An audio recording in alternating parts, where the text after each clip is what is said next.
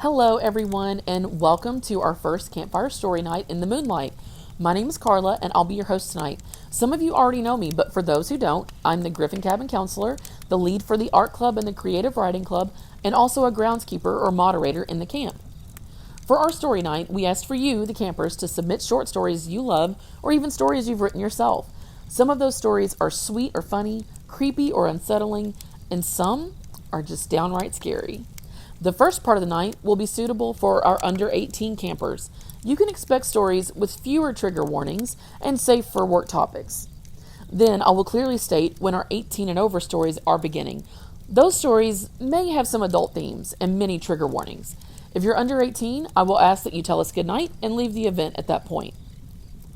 For all the stories, I'll be sure to state any needed trigger warnings to the best of my abilities. But please, if at any point you find a story triggering, leave the event. We don't want anyone to feel uncomfortable or triggered. But I think it's going to be a fun night, so grab your snacks and drinks and cozy up next to our fire for story night. This story is called The Pink Jelly Bean Story. At the end of a long, dark road is a long, dark path. At the end of the long, dark path is a lone, dark house. And the lone, dark house has a single, dark door. Behind the single, dark door is a long, dark hall. At the end of the long, dark hall are some tall, dark stairs, and at the top of those tall, dark stairs is a long, dark balcony. At the end of the long, dark balcony is a big, dark room. In that big, dark room is a big, dark closet. In the big, dark closet is a big, dark door. Behind the big, dark door are some steep, dark stairs. At the top of the steep, dark stairs is a dark, dusty attic. In the dark, dusty attic is a big, dark chest. In the big, dark chest is a small, dark box. And inside the small, dark box is a pink jelly bean. For the next story, I'd like to give a trigger warning. Death will be mentioned. If this can be triggering for you, please feel free to mute the event until the screen indicates the beginning of the next story. This story is called The Monkey's Paw by W. Jacobs. Outside, the night was cold and wet, but in the small living room, the curtains were closed and the fire burned brightly. Father and son were playing chess. The father, whose ideas about the game involved some very unusual moves, putting his king into such sharp and unnecessary danger that it even brought comment from the white-haired old lady knitting quietly by the fire. "Listen to the wind," said Mr. White, who, having seen a mistake that could cost him the game after it was too late, was trying to stop his son from seeing it. "I'm listening," said the son, seriously studying the board as he stretched out his hand. "Check." "I should hardly think that he'll come tonight," said the father, with his hand held in the air over the board. "Mate," replied the son. "That's the worst of living so far out," cried Mr. White with sudden and unexpected violence. "Of all the awful, out-of-the-way places to live in, this is the worst. Can't walk on the footpath without getting stuck in the mud. And the road, it's a river. And I don't know what people were thinking about. I suppose they think it doesn't matter because there's only 2 houses in the road that have people in them." "Never mind, dear," said his wife calmly. "Perhaps you'll win the next one." Mr. White looked up sharply, just in time to see a knowing look between mother and son. The words died away from his lips, and he hid a guilty smile on his thin gray beard. "Ah, there he is," cried Herbert White, as the gate banged shut loudly, and heavy footsteps came toward the door. The old man rose quickly, and opening the door, was heard telling the new arrival how sorry he was for his recent loss. The new arrival talked about his sadness so that Mrs. White said "tut tut" and coughed gently as her husband entered the room, followed by a tall, heavy-built, strong-looking man whose skin had the healthy reddish color associated with outdoor life, and whose eyes showed that he could be a dangerous enemy. "Sergeant Major Morris," he said, introducing him to the wife and his son Herbert. The sergeant major shook hands and, taking the offered seat by the fire, watched with satisfaction as Mr. White got out whiskey and glasses. After the third glass, his eyes got brighter and he began to talk. The little family circle listened with growing interest to this visitor from distant parts, as he squared his broad shoulders in the chair and spoke of wild scenes and brave acts, of wars and strange peoples. 21 years of it," said Mr. White, looking at his wife and son. "When he went away, he was a thin young man. Now look at him." "He doesn't look to have taken much harm," said Mrs. White politely. "I'd like to go to India myself," said the old man. "Just to look around a bit, you know." "Better where you are," said the sergeant major, shaking his head. He put down the empty glass and, sighing softly, shook it again.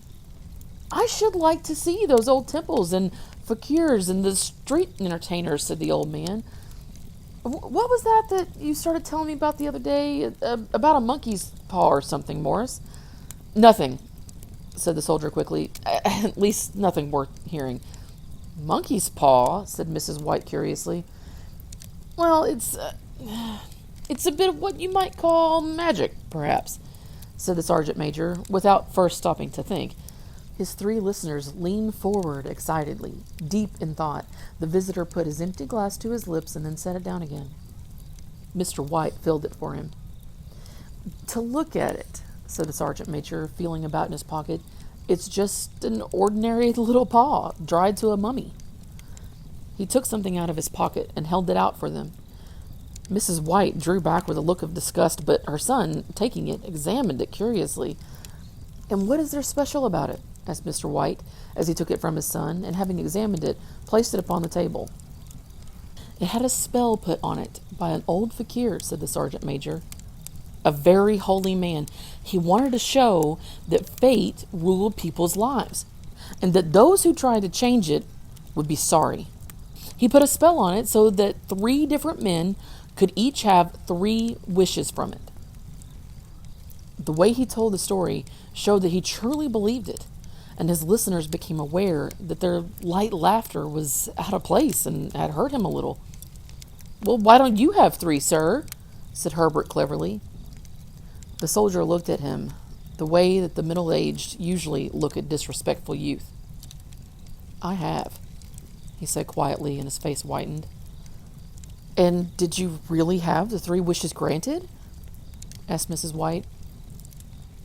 "I did," said the sergeant major, and his glass tapped against his strong teeth. "And has anybody else wished?" continued the old lady.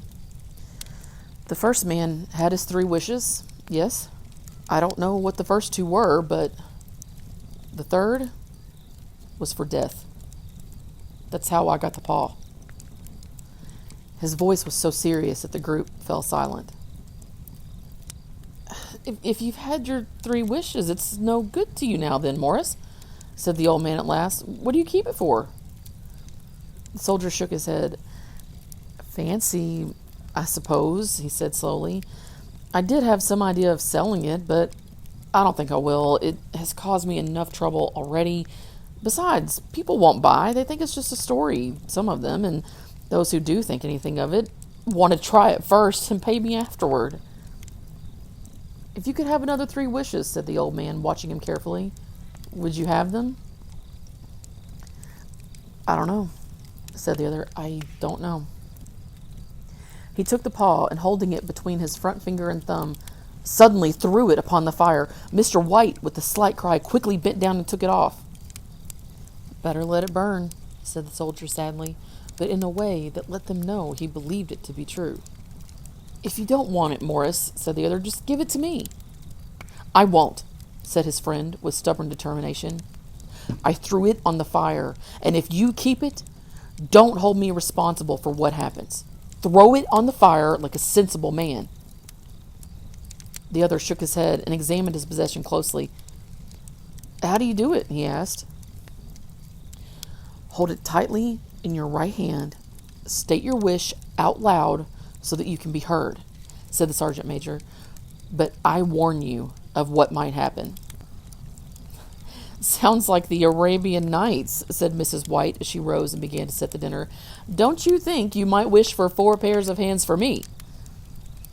Her husband drew the talisman from his pocket, and all three laughed loudly as the sergeant major, with a look of alarm on his face, caught him by the arm. If you must wish, he demanded, wish for something sensible. Mr. White dropped it back in his pocket and, placing chairs, motioned his friend to the table. In the business of dinner, the talisman was partly forgotten, and afterward the three sat fascinated as they listened to more of the soldier's adventures in India. If the tale of the monkey's paw is not more truthful than those he has been telling us, said Herbert as the door closed behind their guest, just in time to catch the last train, we shan't make much of it. Did you give anything for it, Father?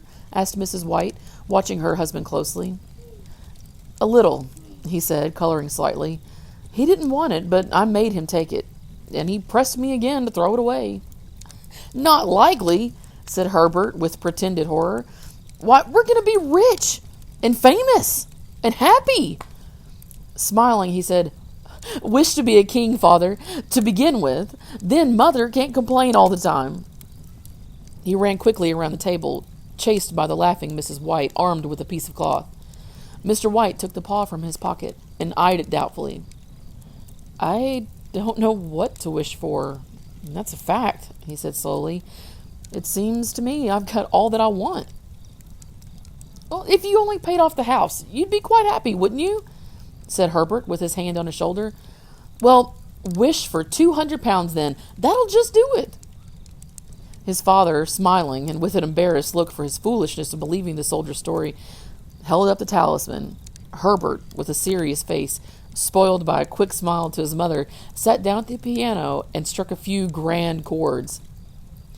I wish for 200 pounds, said the old man clearly. A fine crash from the piano greeted his words, broken by a frightened cry from the old man. His wife and son ran toward him. It moved, he cried, with a look of horror at the object as it lay on the floor. I wished, and it twisted in my hand like a snake. Well, I don't see the money, said his son. He picked it up and placed it on the table. And I bet I never shall.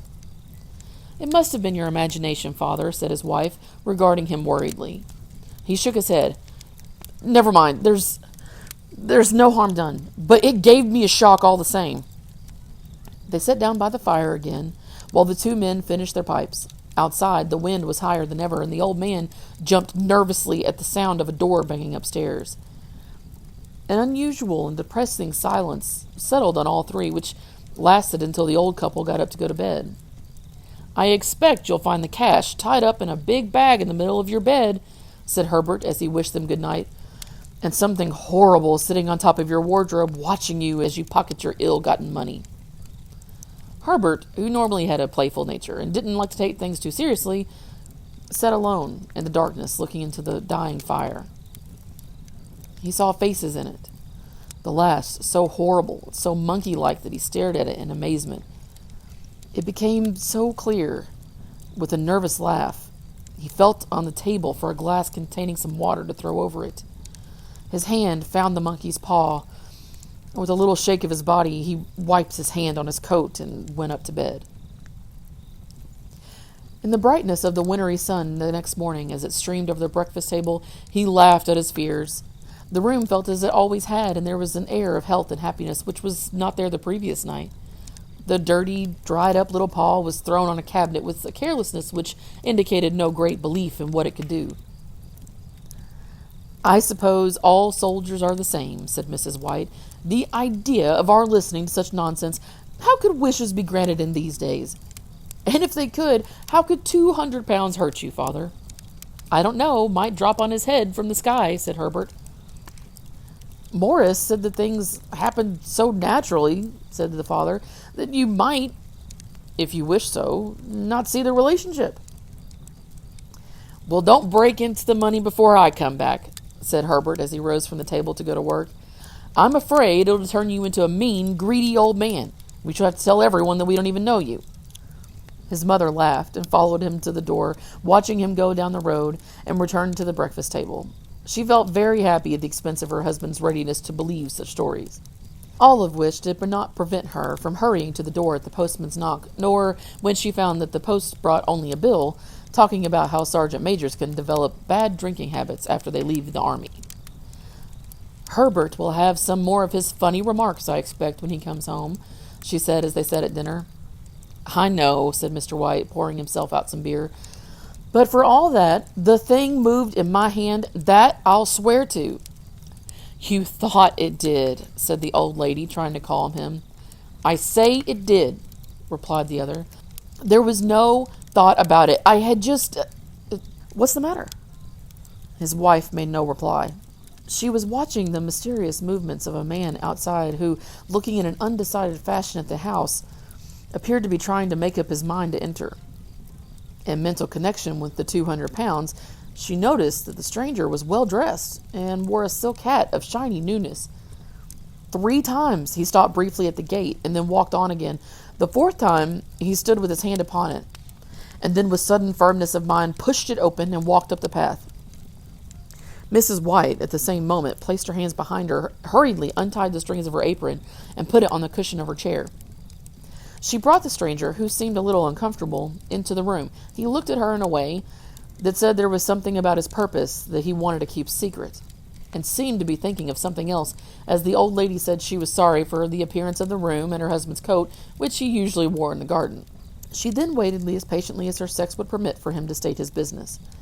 But he was at first strangely silent. "I was asked to call," he said at last, and bent down and picked a piece of cotton from his trousers. "I come from Ma and Megan's." The old lady jumped suddenly, as in alarm. "Is anything the matter?" she asked breathlessly. "Has anything happened to Herbert? What is it? What is it?" Her husband spoke before he could answer. There, mother," he said hurriedly. "Sit down. Don't jump to conclusions. You've not brought bad news, I'm sure, sir," and eyed the other, expecting that it was bad news, but hoping he was wrong. "I'm sorry," began the visitor. "Is he hurt?" demanded the mother wildly. The visitor lowered and raised his head once in agreement. "Badly hurt," he said quietly, "but he's not in any pain." "Oh, thank God," said the woman, pressing her hands tightly together. "Thank God for that. Thank..." She broke off as the tragic meaning of the part about him not being in pain came to her. The man turned his head slightly so as not to look directly at her, but she saw the awful truth in his face. She caught her breath, and turning towards her husband, who did not yet understand the man's meaning, laid her shaking hand on his. There was a long silence. "He was caught in the machinery," said the visitor at length in a low voice. "Caught in the machinery," repeated Mr. White, too shocked to think clearly. He sat staring at the window and, taking his wife's hand between his own, pressed it as he used to do when he was trying to win her love in the time before they were married, nearly 40 years before. "He was the only one left to us," he said, turning gently to the visitor. This is hard." The other coughed and, rising, walked slowly to the window. "The firm wishes me to pass on their great sadness about your loss," he said, without looking around. "I ask that you please understand that I am only their servant and simply doing what they told me to do." There was no reply. The old woman's face was white, her eyes staring, and her breath unheard. On the husband's face was a look such as his friend the sergeant major might have carried into his first battle. "I was to say that Ma and Megan's accept no responsibility," continued the other, "but although they don't believe that they have a legal requirement to make a payment to you for your loss, in view of your son's services, they wish to present you with a certain sum." Mr. White dropped his wife's hand and, rising to his feet, stared with a look of horror at his visitor. His dry lips shaped the words. "How much?" 200 pounds, was the answer. Without hearing the wife scream, The old man smiled weakly, put out his hand like a blind man, and fell in a senseless mass to the floor. In the huge new cemetery, some 2 miles away, the old people buried their dead and came back to the house, which was now full of shadows and silence. It was all over so quickly that at first they could hardly realize it and remained in a state of waiting for something else to happen. Something else which was to lighten this load too heavy for old hearts to bear. But the days passed and they realized that they had to accept the situation, the hopeless acceptance of the old. Sometimes they hardly said a word to each other, for now they had nothing to talk about, and their days were long to tiredness. It was about a week after that, the old man, waking suddenly in the night, stretched out his hand to find himself alone. The room was in darkness, but he could hear the sound of his wife crying quietly at the window. He raised himself in bed and listened. "Come back," he said tenderly. "You'll be cold." "It is colder for my son," said the old woman, who began crying again. The sounds of crying died away on his ears. The bed was warm and his eyes heavy with sleep. He slept lightly at first and then was fully asleep, until a sudden wild cry from his wife woke him with a start. "The paw!" she cried wildly. "The monkey's paw!" He started up in alarm. "Where? What is it? What's the matter?" She almost fell as she came hurriedly across the room toward him. "I want it," she said quietly. "You've not destroyed it?" "It's in the living room on the shelf above the fireplace." "Why?" he replied. She cried and laughed together, and bending over, kissed his cheek. "I only just thought of it," she said. "Why didn't I think of it before? Why didn't you think of it?" "Think of what?" he questioned. "The other 2 wishes," she replied quickly. "We've only had one." "Was not that enough?" he demanded angrily. "No," she cried excitedly. "We'll have one more. Go down and get it quickly and wish our boy alive again." The man sat up in bed and threw the blankets from his shaking legs. "Good God, are you mad?" he cried, struck with horror. "Get it," she said, breathing quickly. "Get it quickly and wish. Oh, my boy, my boy." Her husband struck a match and lit the candle. "Get back to bed," he said, his voice shaking. "You don't know what you're saying." "We had the first wish granted," said the old woman desperately. "Why not the second?" A coincidence," said the old man. "Go get it and wish," cried his wife, shaking with excitement. The old man turned and looked at her, and his voice shook. "He has been dead 10 days, and besides, I would not tell you before, but I could only recognize him by his clothing. If he was too terrible for you to see then, how now?" "Bring him back," cried the old woman, and pulled him towards the door. "Do you think I fear the child I have nursed?" He went down in the darkness and felt his way to the living room and then to the fireplace. The talisman was in its place on the shelf, and then a horrible fear came over him that the unspoken wish might bring the broken body of his son before him before he could even escape from the room. He caught his breath as he found that he had lost the direction of the door. His forehead cold with sweat, he felt his way around the table and along the walls until he found himself at the bottom of the stairs with the evil thing in his hand. Even his wife's face seemed changed as he entered the room. It was white and expectant, and to his fears seemed to have an unnatural look upon it. He was afraid of her. "Wish," she cried in a strong voice. "It is foolish and wicked," he said weakly. "Wish," repeated his wife. He raised his hand. "I wish my son alive again." The talisman fell to the floor, and he looked at it fearfully. Then he sank into a chair, and the old woman, with burning eyes, walked to the window and opened the curtains. He sat until he could no longer bear the cold, looking up from time to time at the figure of his wife staring through the window. The candle, which had almost burned to the bottom, was throwing moving shadows around the room. When the candle finally went out, the old man, with an unspeakable sense of relief at the failure of the talisman, went slowly back to his bed, and a moment afterward, the old woman came silently and lay without movement beside him. Neither spoke, but lay silently listening to the ticking of the clock. They heard nothing else other than the normal night sounds. The darkness was depressing, and after lying for some time, building up his courage, the husband took the box of matches and, lighting one, went downstairs for another candle. At the foot of the stairs, the match went out, and he stopped to light another. And at the same moment, a knock sounded on the front door. It was so quiet that it could only be heard downstairs, as if the one knocking wanted to keep their coming a secret. The matches fell from his hand. He stood motionless, not even breathing, until the knock was repeated. Then he turned and ran quickly back to his room and closed the door behind him. A third knock sounded through the house. "What's that?" cried the old woman, sitting up quickly. "A rat," said the old man shakily. A rat. It passed me on the stairs." His wife sat up in bed, listening. A loud knock echoed again through the house. "It's Herbert!" she screamed. "It's Herbert!"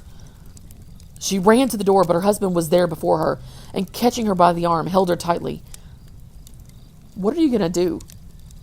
he asked in a low, scared voice. "It's my boy! It's Herbert!" she cried, struggling automatically. "I forgot! It was 2 miles away! What are you holding me for? Let me go! I must open the door!" "For God's sake, don't let it in!" cried the old man, shaking with fear. "You're afraid of your own son?" she cried, struggling. "Let me go! I'm coming, Herbert! I'm coming!" There was another knock, and another.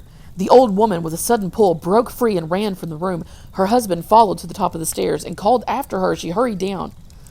He heard the chain pulled back and the bottom lock open. Then the old woman's voice, desperate and breathing heavily. "The top lock!" she cried loudly. "Come down! I can't reach it!" But her husband was on his hands and knees, feeling wildly around on the floor in search of the paw. If only he could find it before the thing that was outside got in. The knocks came very quickly, echoing through the house, and he heard the noise of his wife moving a chair and putting it against the door. He heard the movement of the lock as she began to open it, and the same moment he found the monkey's paw and frantically breathed his third and final wish. The knock suddenly stopped. Although the echoes of it were still in the house, he heard the chair pulled back and the door opened. A cold wind blew up the staircase, and a long, loud cry of disappointment and pain from his wife gave him the courage to run down to her side, then to the gate. The street light opposite shone on a quiet and deserted road. This story was written by one of our very own campers, Saturn. Everything should be as beautiful as a valley in the sunlight, as beautiful as a swan that glides over the water in all its grace, because it can't achieve anything less. Everything should be as beautiful as snowflakes under a microscope in its uniqueness and in its perplexity that it creates wonder. Everything should be seen as fragile in its glassy appearance and in its gentle touch, as fragile as a baby which cries and weeps within its moments of life because it has yet to see what will happen. Everything should be seen as precious because there is only one life in everything, so there is only one chance to do everything which it hasn't done before, to do everything which it wants to do where it wants to go. Everything should be as beautiful as a heart in love, in the unwavering gaze of one to the silent cheering of the other. As beautiful as failed confessions and trying times, and as beautiful as flooding after a spring's rain. Everything should be as beautiful as a tear-streaked face, that which desires to see anything different from what it already sees.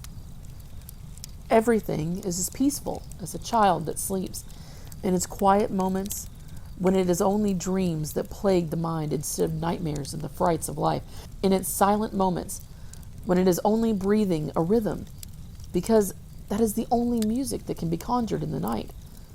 Everything should be as peaceful as a cricket's romantic song in the night, to its one that it loves, and the one that it desires to see, because it doesn't have the one it loves. That lonesome song, which draws breath and releases pain, that doesn't make one think of loneliness and love, but the desire to wait for one to love.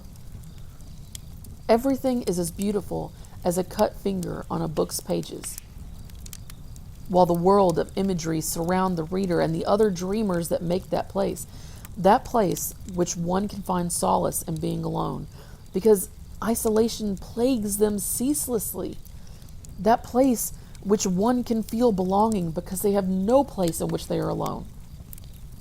Everything should be as beautiful as one that hangs in the void, surrounded by those that cast them out, because that would make everyone else feel better. Everything should be as beautiful as the one that keeps to themselves, because that would make everyone else feel better. Everything should be as peaceful as the one that doesn't speak because she doesn't have a voice. She, who doesn't have a voice, is told to speak more and to voice herself and is then ruined. She keeps a sense of quiet that only she can manage because only she has mastered her talent of silence. Everything should be as peaceful as she, who feels oppressed. Everything should be as beautiful as the weight put upon her shoulders that weigh her down and slow her feet. The pressure that she is expected to carry because there is no rest for the wicked, that which she is expected to be against, the ruthless tides she must walk through, she must crawl through, she must cry through. Everything should be as beautiful as the expectations that cause her such pain. Everything should be as beautiful as pain. Everything should be as fragile as an already broken heart, that which has been cracked and taped together, fractured and then screwed together, shattered and left apart. That which lingers in her chest and holds down like an anchor that won't release its grips because there's still so much more that she has to feel.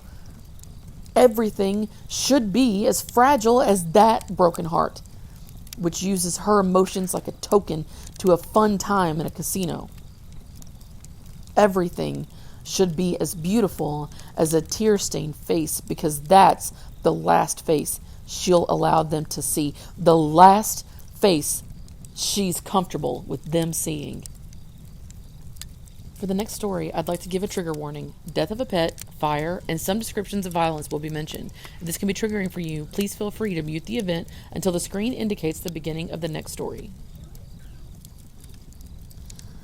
The next story is There Will Come Soft Rains by Ray Bradbury. In the living room, the voice clock sang, "Tick tock, 7 o'clock, time to get up, 7 o'clock," as if it were afraid that nobody would. The morning house lay empty. The clock ticked on, repeating and repeating its sounds into the emptiness. 7-9, breakfast time, 7-9. In the kitchen, the breakfast stove gave a hissing sound and ejected from its warm interior 8 pieces of perfectly brown toast, 8 eggs sunny side up, 16 slices of bacon, 2 coffees, and 2 cool glasses of milk.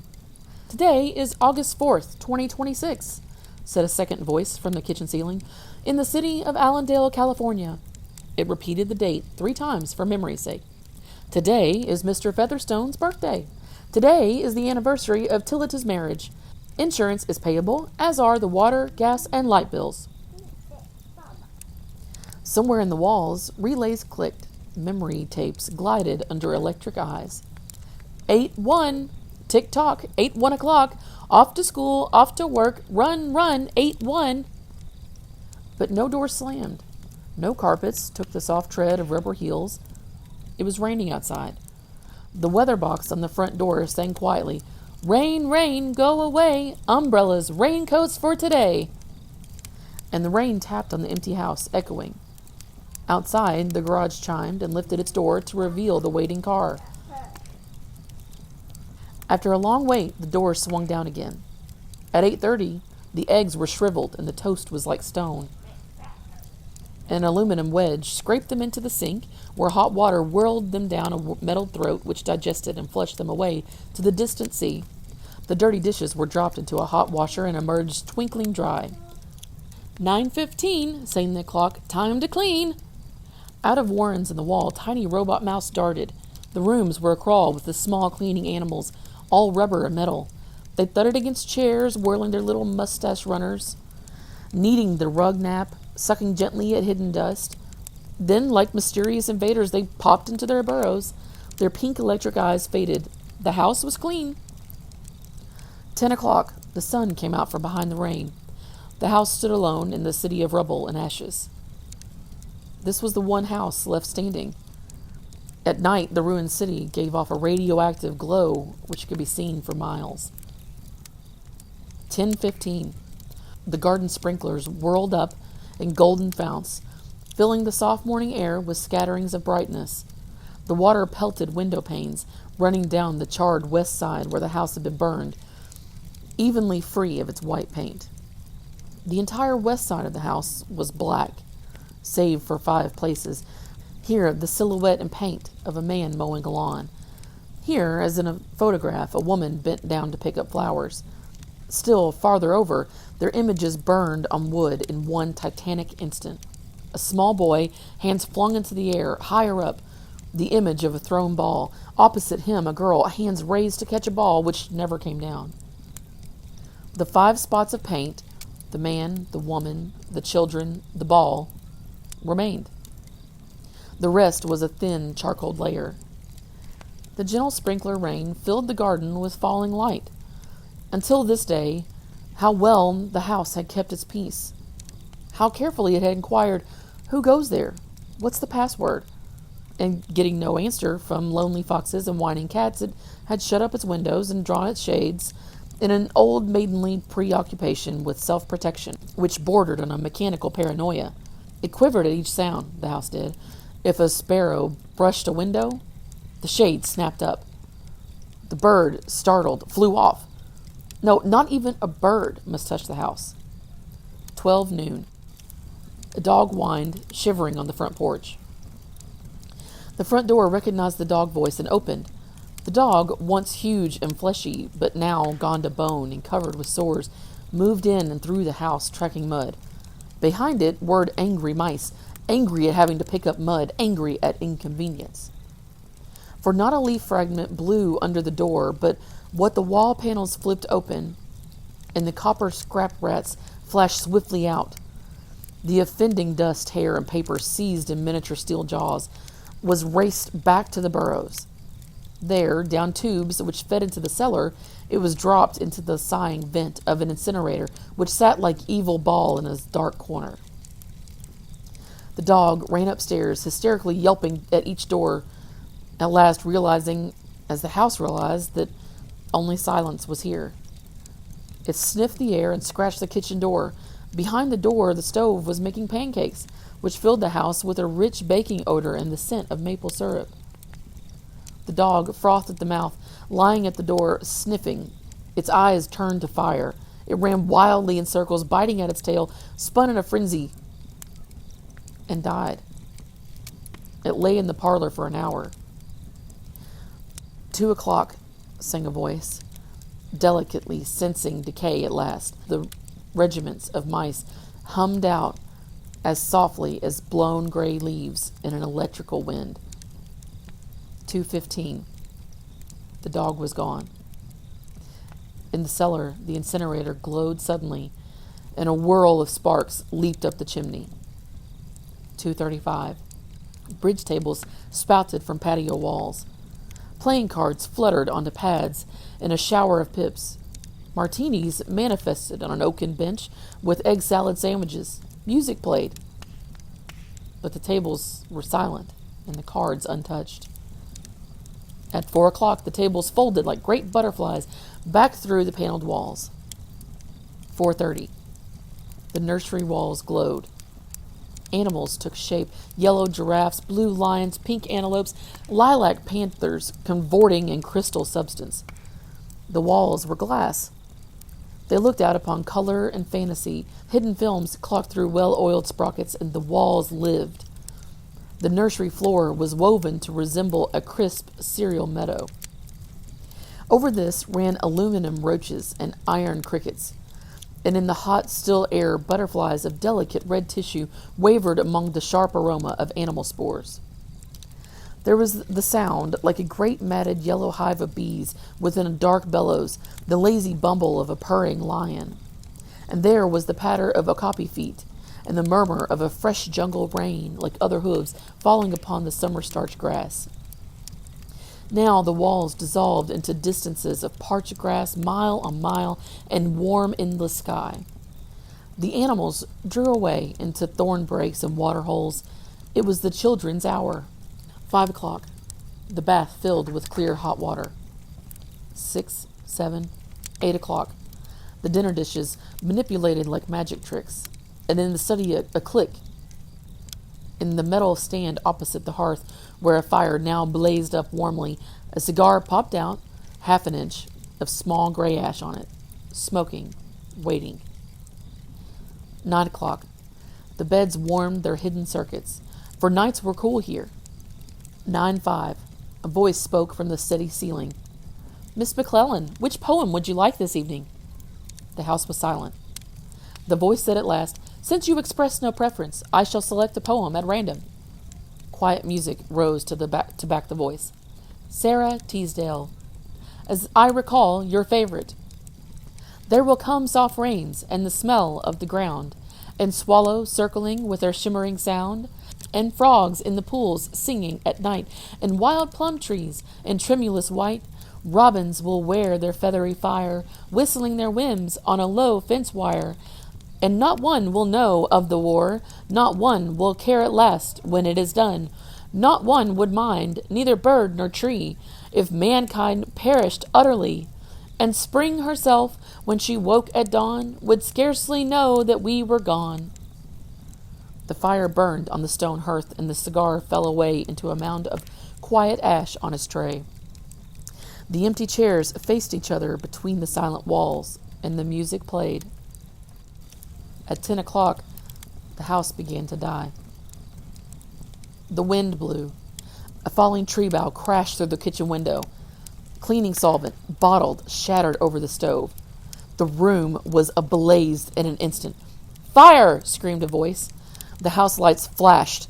Water pumps shoved water from the ceiling, but the solvent spread on the linoleum, licking, eating under the kitchen door, while the voices took it up in a chorus. "Fire! Fire! Fire!" The house tried to save itself. Doors sprang tightly shut, and the windows were broken by the heat, and the wind blew and sucked upon the fire. The house gave ground as the fire in 10 billion angry sparks moved with flaming ease from room to room and then up the stairs, while scurrying water rats squeaked from the walls, pistoled their water, and ran for more. And the wall sprays let down showers of mechanical rain. But too late. Somewhere, sighing, a pump shrugged to a stop. The quenching rain ceased. The reserve water supply, which had filled baths and washed dishes for many quiet days, was gone. The fire crackled upon the stairs.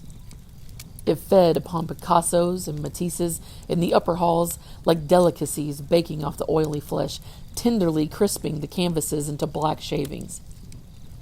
Now the fire lay in beds, stood in windows, changed the colors of drapes. And then reinforcements. From attic trapdoors, blind robot faces peered down with faucet mouths gushing green chemical. The fire backed off, as even an elephant must at the sight of a dead snake. Now there were 20 snakes whipping over the floor, killing the fire with the clear, cold venom of green froth. But the fire was clever. It had sent flame outside the house, up through the attic to the pumps there. An explosion. The attic brain, which directed the pumps, was shattered into bronze shrapnel on the beams. The fire rushed back into every closet and felt of the clothes hung there. The house shuddered, oak bone on bone, its bared skeleton cringing from the heat, its wire, its nerves revealed as if a surgeon had torn the skin off to let the red veins and capillaries quiver in the scalded air. "Help! Help! Fire! Run! Run!" Heat snapped mirrors like the first brittle winter ice, and the voices wailed, "Fire! Fire! Run! Run!" Like a tragic nursery rhyme, a dozen voices, high, low, like children dying in a forest, alone, alone, and the voices fading as the wires popped their sheathings like hot chestnuts. 1, 2, 3, 4, 5 voices died. In the nursery, the jungle burned. Blue lions roared, purple giraffes bounded off. The panthers ran in circles, changing colors, and 10 million animals, running before the fire, vanished off toward a distant streaming river. 10 more voices died. In the last instant, under the fire avalanche, other choruses, oblivious, could be heard announcing the time, cutting the lawn by a remote control mower or setting an umbrella frantically out and in, the slamming and opening front door, the thousand things happening. Like a clock shop, when each clock strikes the hour insanely before or after the other, a scene of manic confusion, yet unity. Singing, screaming, a few last cleaning mice darting bravely out to carry the horrid ashes away. And one voice, with sublime disregard for the situation, read poetry aloud in the fiery study until all the film spools burned, till all the wires withered and the circuits cracked. The fire burst the house and let it slam flat down, puffing out skirts of spark and smoke. In the kitchen, an instant before the rain of fire and timber, the stove could be seen making breakfasts at a psychopathic rate, 10 dozen eggs, 6 loaves of bread, 20 dozen bacon strips, which, eaten by fire, started the stove working again, hysterically hissing. The crash, the attic smashing into the kitchen and parlor, the parlor into the cellar, cellar into subcellar, deep freeze, armchair, film tapes, circuits, beds, and all the skeletons thrown in a cluttered mound deep under. Smoke and silence. A great quantity of smoke. Dawn showed faintly in the east. Among the ruins, one wall stood alone. Within the wall, a last voice said over and over again and again, even as the sun rose to shine upon the heaped rubble and steam, "Today is August 5th, 2026. Today is August 5th, 2026. Today is..." This story is called Haunted by Harris Tobias. In the town of Blakesley, Arkansas, there was a house that everyone knew was haunted. It was an old neglected house on a side street in the oldest part of town. Sometimes the most wonderful smells issued from the house and filled the street with the heavenly odor of fresh baked bread. Whenever that happened, people would say that the old house must have been a bakery, or at the very least, the former home of a fabulous baker. Sometimes the neighbor would hear the sound of music and laughter coming from the empty house, as if there was a wonderful party in full swing. Whenever that happened, the neighbors would look at each other and say, "It sounds like a nice party. I wish I was invited." Whatever ghosts haunted the old house, they were benign and friendly ghosts, but even the friendliest spirits are scary, and no one ever actually went inside the house. With the possible exception of a young boy being dared by his playmates, no one ever even stepped foot on the front porch. One day, a man moved into town from a distant city. He saw the empty house and asked the neighbors who owned it. He was told the owner was unknown and that the property could be bought for back taxes. No one told the stranger about the house's curious history. The man went to City Hall and purchased the property. Soon after moving in, however, strange things began to happen. Odd noises in the night, weird lights drifting from room to room, the smells of baking from a cold kitchen, and, worst of all, the sound of a party when the new owners were trying to sleep. After a few days, the man's wife declared that she could no longer live in so haunted a place and moved out, taking the children with her. Before long, the man gave up as well. He was forced to find another place to live, but he was angry at the neighbors for not warning him about the house's reputation. He was angry at the town board for not telling him that the house was occupied by ghosts. In fact, he was angry at everyone in town for treating him so badly. So he went to the mayor to complain and see if he could get his money back. The mayor refused, saying he never misrepresented the house as anything it was not. Just because a house is haunted, he said, doesn't mean you can't live there. The trick is making friends with the ghosts, learning to get along with them. So the man went to the pastor of the local church and told him his problem. The pastor said, "You've been in town for a month, and only now, when you're having a problem, do you come and see me? Well, sit down and tell me what's on your mind."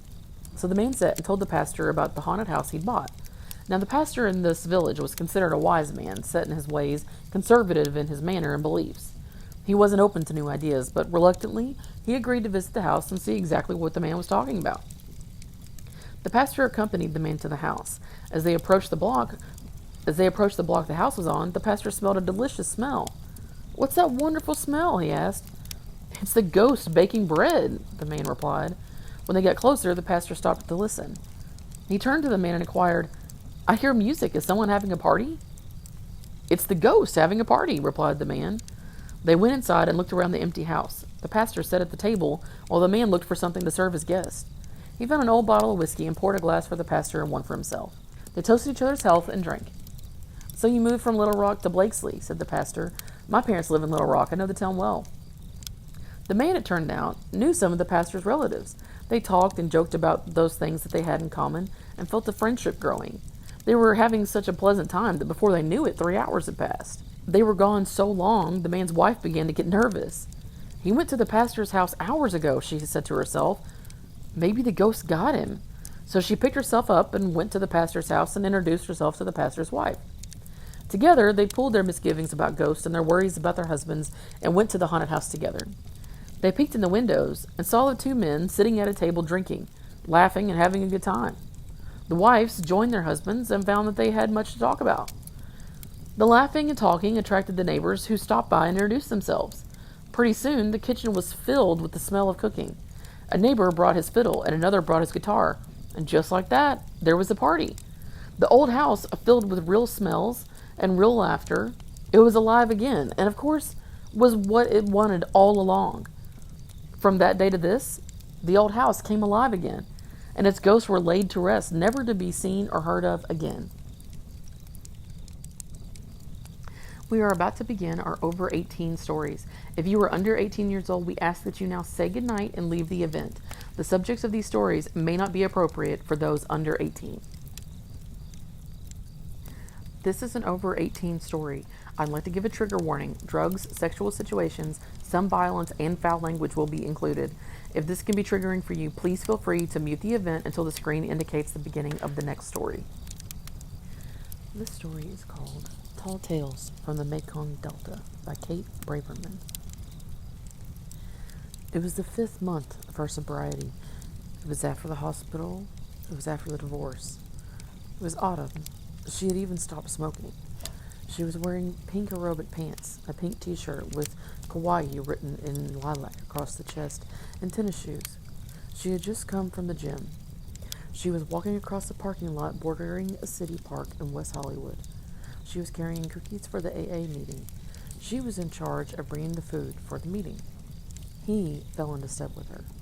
He was short, fat, pale. He had bad teeth. His hair was dirty. Later, she would freeze this frame in her mind and study it. She would say he seemed frightened and defeated, trapped. Cagey was the word she used to describe his eyes, how he measured and evaluated something in the air between them. The way he squinted through hazel eyes, it had nothing to do with the sunlight. "I'm Lenny," he said, extending his hand. "What's your name?" She told him. She was holding a bag with packages of cookies in it.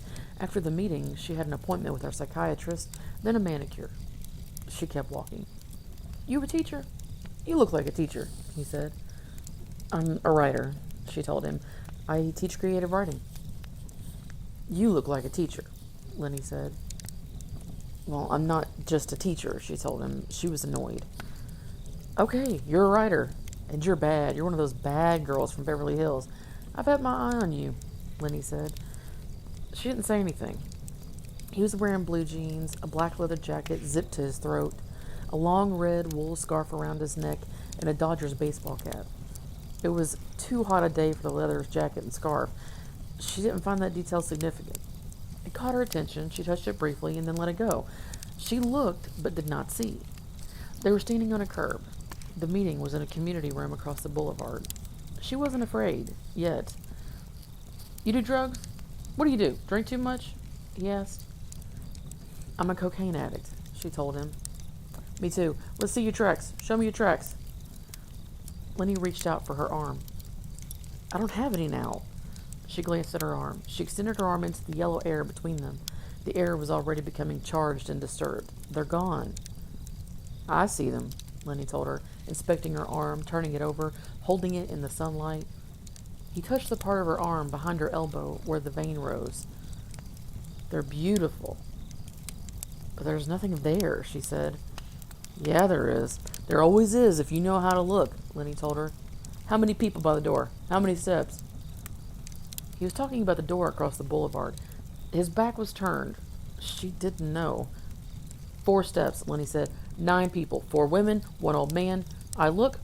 I see. She was counting the people on the steps in front of the meeting. She didn't say anything. Let's get a coffee later. That's what you do, right? You can't get a drink. You go out for coffee. Lenny was studying her face. I don't think so, she said. You don't think so? Come on. I'll buy you a coffee. You can explain AA to me. You like that Italian shit? That French shit? The little cups? Lenny was staring at her. No, thank you. I'm sorry, she said. He was short and fat and sweating. He looked like he was laughing at her with his eyes. You're sorry. I'll show you sorry. Listen, I know what you want. You're one of those smart-ass teachers from Beverly Hills, Lenny said. Right, she said. She didn't know why she bothered talking to him. You want to get in over your head. You want to see what's on the other side? I'll show you. I'll take you there. I'll be the ride of your life, Lenny said. Goodbye, she answered. Lenny was at her noon meeting the next day. She saw him immediately as she walked through the door. She wondered how he knew that she would be there. As she approached her usual chair, she saw a bouquet of long-stemmed pink roses. You look beautiful, Lenny said. You knew I'd be here. That's why you put that crap on your face. You didn't have that paint on yesterday. Don't do that. You don't need that. Those whores from Beverly Hills need that, not you. You're a teacher. I like that. Sit down. He picked the roses up. Sit next to me. You glad to see me? I don't think so. She sat down. Lenny handed the roses to her. She put them on the floor. Yeah, you're glad to see me. You were hoping I'd be here. Here I am. You want me to chase you? I'll chase you. Then I'll catch you. Then I'll show you what being in over your head really means. Lenny was smiling. She turned away. When the meeting was over, she stood up quickly and began moving. Even before the prayer was finished. I have to go, she said softly over her shoulder. She felt she had to apologize. She felt she had to be careful. You don't have to go, Lenny said. He caught up with her on the steps. Yeah, don't look surprised. Lenny's fast, real fast. And you're lying. Don't ever lie to me. You think I'm stupid? Yeah, you think Lenny's stupid. You think you can get away from me? You can't get away. You've got an hour. You don't pick that kid up from the dance school until 4. Now come on, I'll buy you a coffee.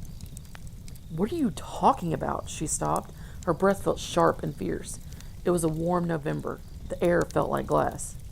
I know all about you. I know your routine. I've been watching you for 2 weeks, ever since I got to town. I saw you on my first day. You think I'd ask you on a date and not know your routine? Lenny stared at her. She felt her eyes widen. She started to say something, but changed her mind. All right. You live at the top of the hill off of Doheny. You pick that kid up. What's her name? Annie something. You pick her up. You take her to dance school. You get coffee next door, table by the window. You read the paper. Then you go home, just the 2 of you. And that Mex cleaning lady, Maria, is that her name? Maria? They're all called Maria. And the gardener, Friday afternoons. That's it. Lenny lit a cigarette. You've been following me? She was stunned. Her mouth opened. Recon, Lenny said. I beg your pardon?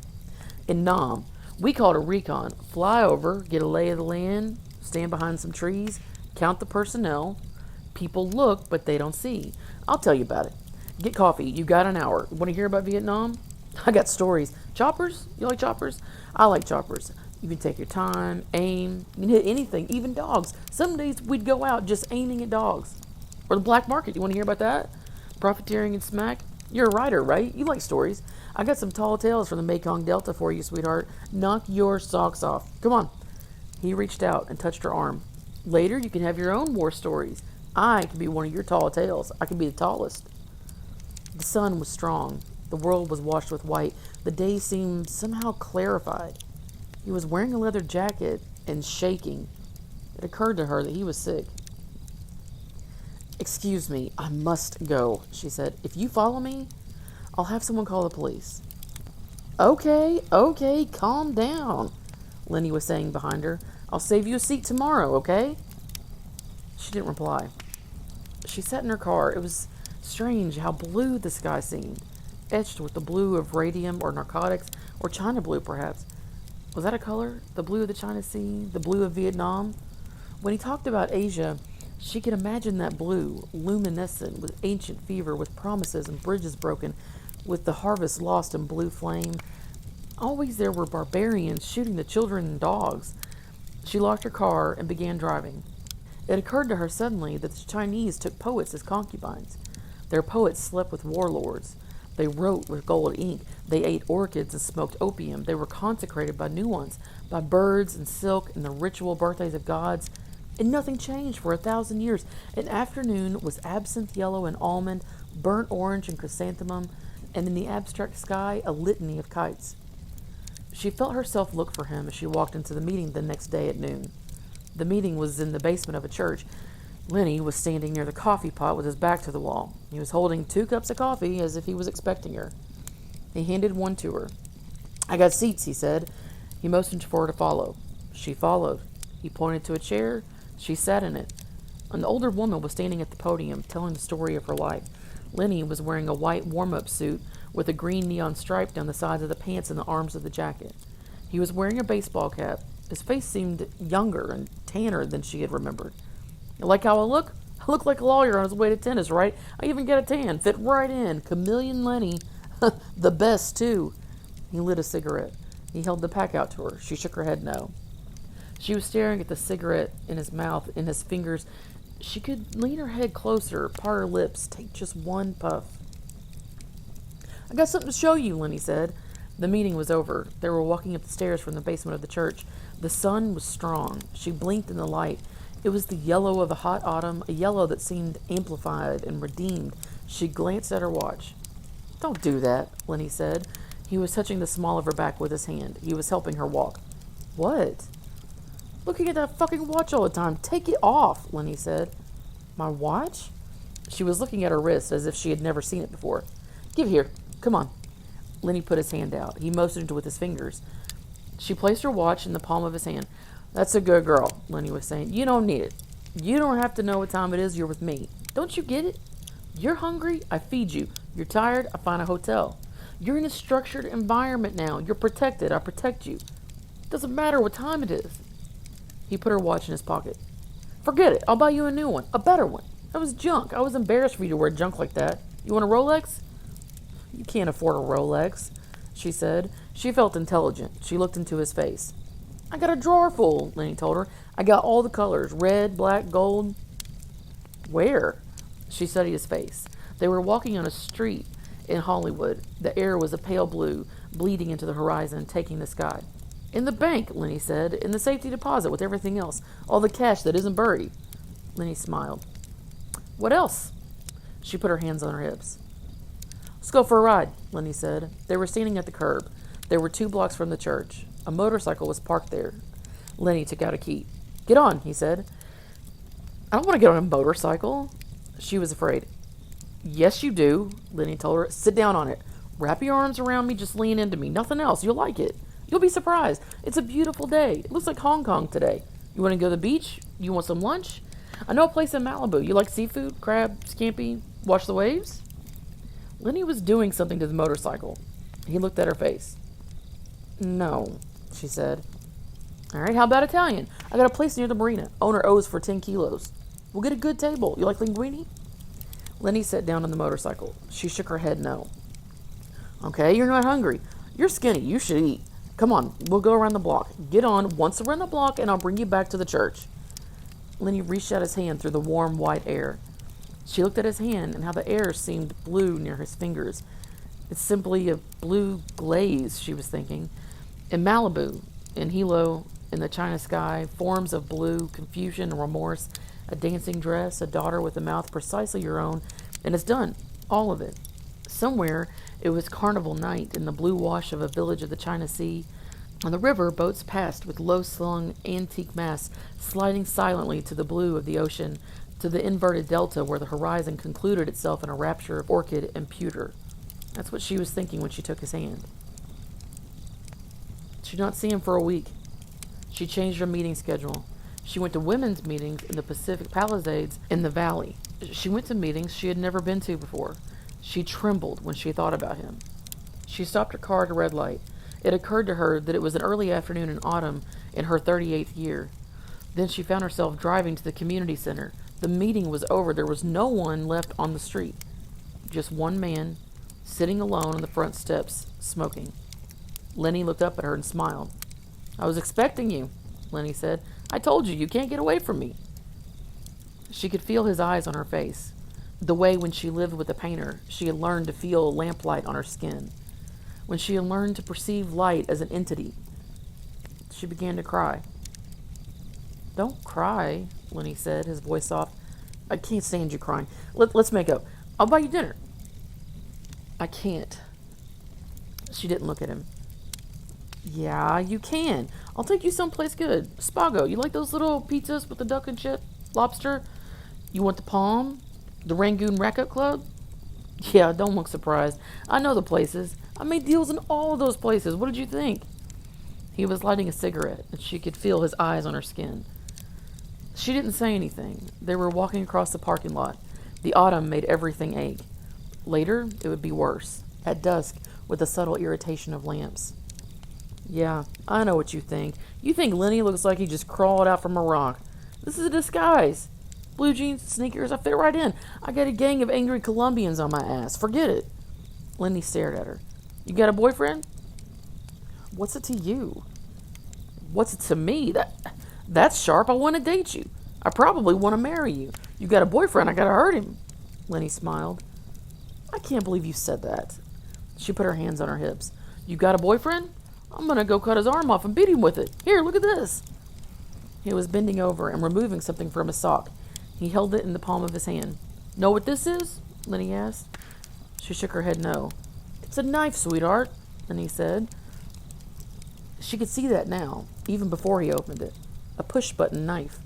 Lenny was reaching behind to his back. He was pulling out something from behind his belt, under his shirt. It was another knife. "You want to see the guns?" She felt dizzy.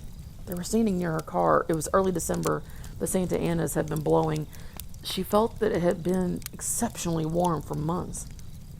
"Don't get in the car," Lenny said. "I can't take it when you leave. Stay near me. Just let me breathe the same air as you. I love you." "You don't even know me," she said. "But you know me. You've been dreaming of me. I'm your ticket to the other side, remember?" Lenny had put his knives away. "You want to hear some more Nam stories? How we ran smack into Honolulu? You'll like this. You'll like the dope stories. You want to get loaded?" She shook her head no. "You kidding me, right? You don't want to get high?" Lenny smiled. "I like being sober," she said. "Sure," Lenny said. "Let me know when that changes. One phone call, I got the best dope in the world." They were standing in front of her car. The street beyond the parking lot seemed estranged. The air was tarnished. She hadn't thought about drugs in months. Lenny was handing her something. Thin circles of metal. She looked down at her hand. 2 dimes seemed to glare in her palm. "For when you change your mind," Lenny said. He was still smiling. They were sitting on the grass of a public park after a meeting. Lenny was wearing Bermuda shorts and a green t-shirt that said Cancun. They were sitting in the corner of the park with a stucco wall behind them. "It's our anniversary," Lenny told her. "We've been in love 4 weeks." "I've lost track of time," she said. She didn't have a watch anymore. The air felt humid, green, stalled. It was December in West Hollywood. She was thinking about the palms that were livid with green death. They could be the palms of Vietnam. "I want to fuck you," Lenny said. "Let's go to your house." She shook her head no. She turned away from him. She began to stand up. Okay, you got the kid. I understand that. Let's go to a hotel. You want the Beverly Wilshire?" "I can't go to the Beverly Hills Hotel. I got a problem there." "What about Four Seasons? You want to fuck in the Four Seasons?" "You need to get an AIDS test," she said. "Why?" Lenny looked amused. "Because you're a heroin addict. Because you've been in jail," she began. "Who told you that?" Lenny sat up. "You told me," she said. "Terminal Island, Chino, Folsom. Is it true?" "Uh-huh," Lenny said. He lit a cigarette. 5 years in Folsom, consecutive. 60 months, topped out. She stared at him. She thought how easy it would be to reach and take a cigarette. Just one. Once. Means I finished my whole sentence. No time off for good behavior. Lenny did the whole 60, he smiled. I don't need an AIDS test. You're a heroin addict. You shoot cocaine. You're crazy. Who knows what you do or who you do it with? She was beginning to be afraid. You think I'd give you a disease? Lenny looked hurt. Silence. She was looking at Lenny's legs, how white the exposed skin was. She was thinking that he brought his sick body to her, that he was bloated, enormous with pathology and bad history, with jails and demented resentments. Listen, you've got nothing to worry about. I don't need a fucking AIDS test. Listen to me. Are you hearing me? You get that disease, I'll take care of you. I take you to Bangkok. I keep a place there on the river.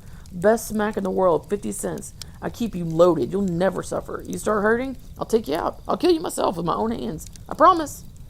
Lenny said. Silence. She was thinking that he must be drawn to her vast emptiness. Could he sense that she was aching and hot and always listening? There's always a garish carnival across the boulevard. We're born, we eat and sleep, conspire and mourn, a birth, a betrayal, an excursion to the harbor. It's done. All of it done. Come here. Lenny extended his arm. Come here, you're like a child. Don't be afraid, I want to give you something. She moved her body closer to his. There are blue enormities, she was thinking, horizons and boulevards. Somewhere there are blue rocks and they burn. Close your eyes, Lenny said. Open your mouth. She closed her eyes.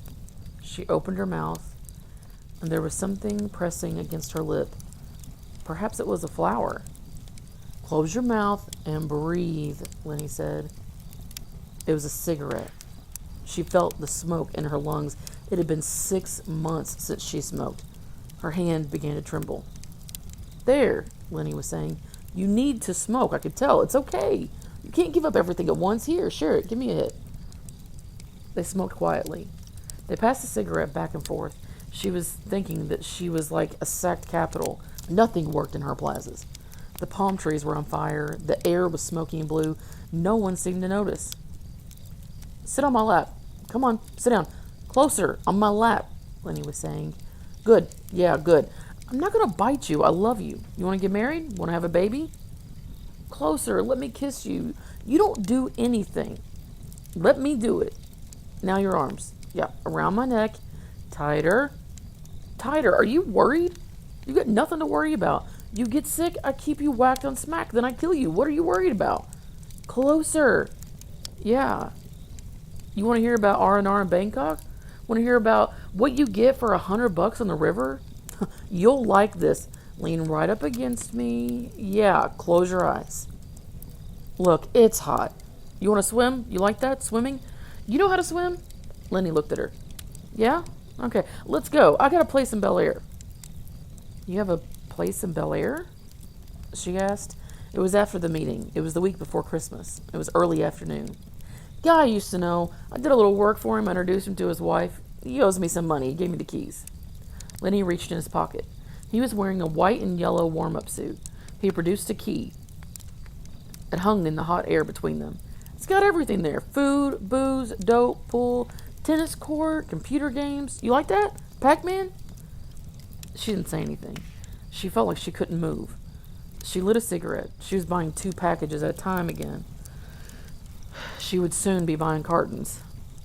Look, we'll go for a drive. I'll tell you some more war stories. Come on, I got a nice car today. I got a brand new red Ferrari. Want to see it? Just take a look. One look. It's at the curb. Give me your hand. Lenny reached out for her hand.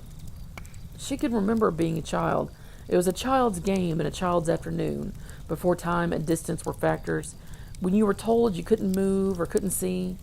And for those moments, you're paralyzed or blind. You freeze in place. You don't move. You feel that you've been there for years. It does not occur to you that you actually can move. It does not occur to you that you can break the rules. The world is a collection of absolutes and spells. You know words have a power. You are entranced. The world is a soft blue. There, see? I'm not crazy. A red Ferrari. 140 grand. Get in. We'll go around the block. Sit down. Nice interior, huh? Nice stereo. I got no fucking tapes, though. But Go to the record store with me. We'll pick out the tapes, okay? Then we'll go to Bel Air, swim a little, watch the sunset, listen to some music.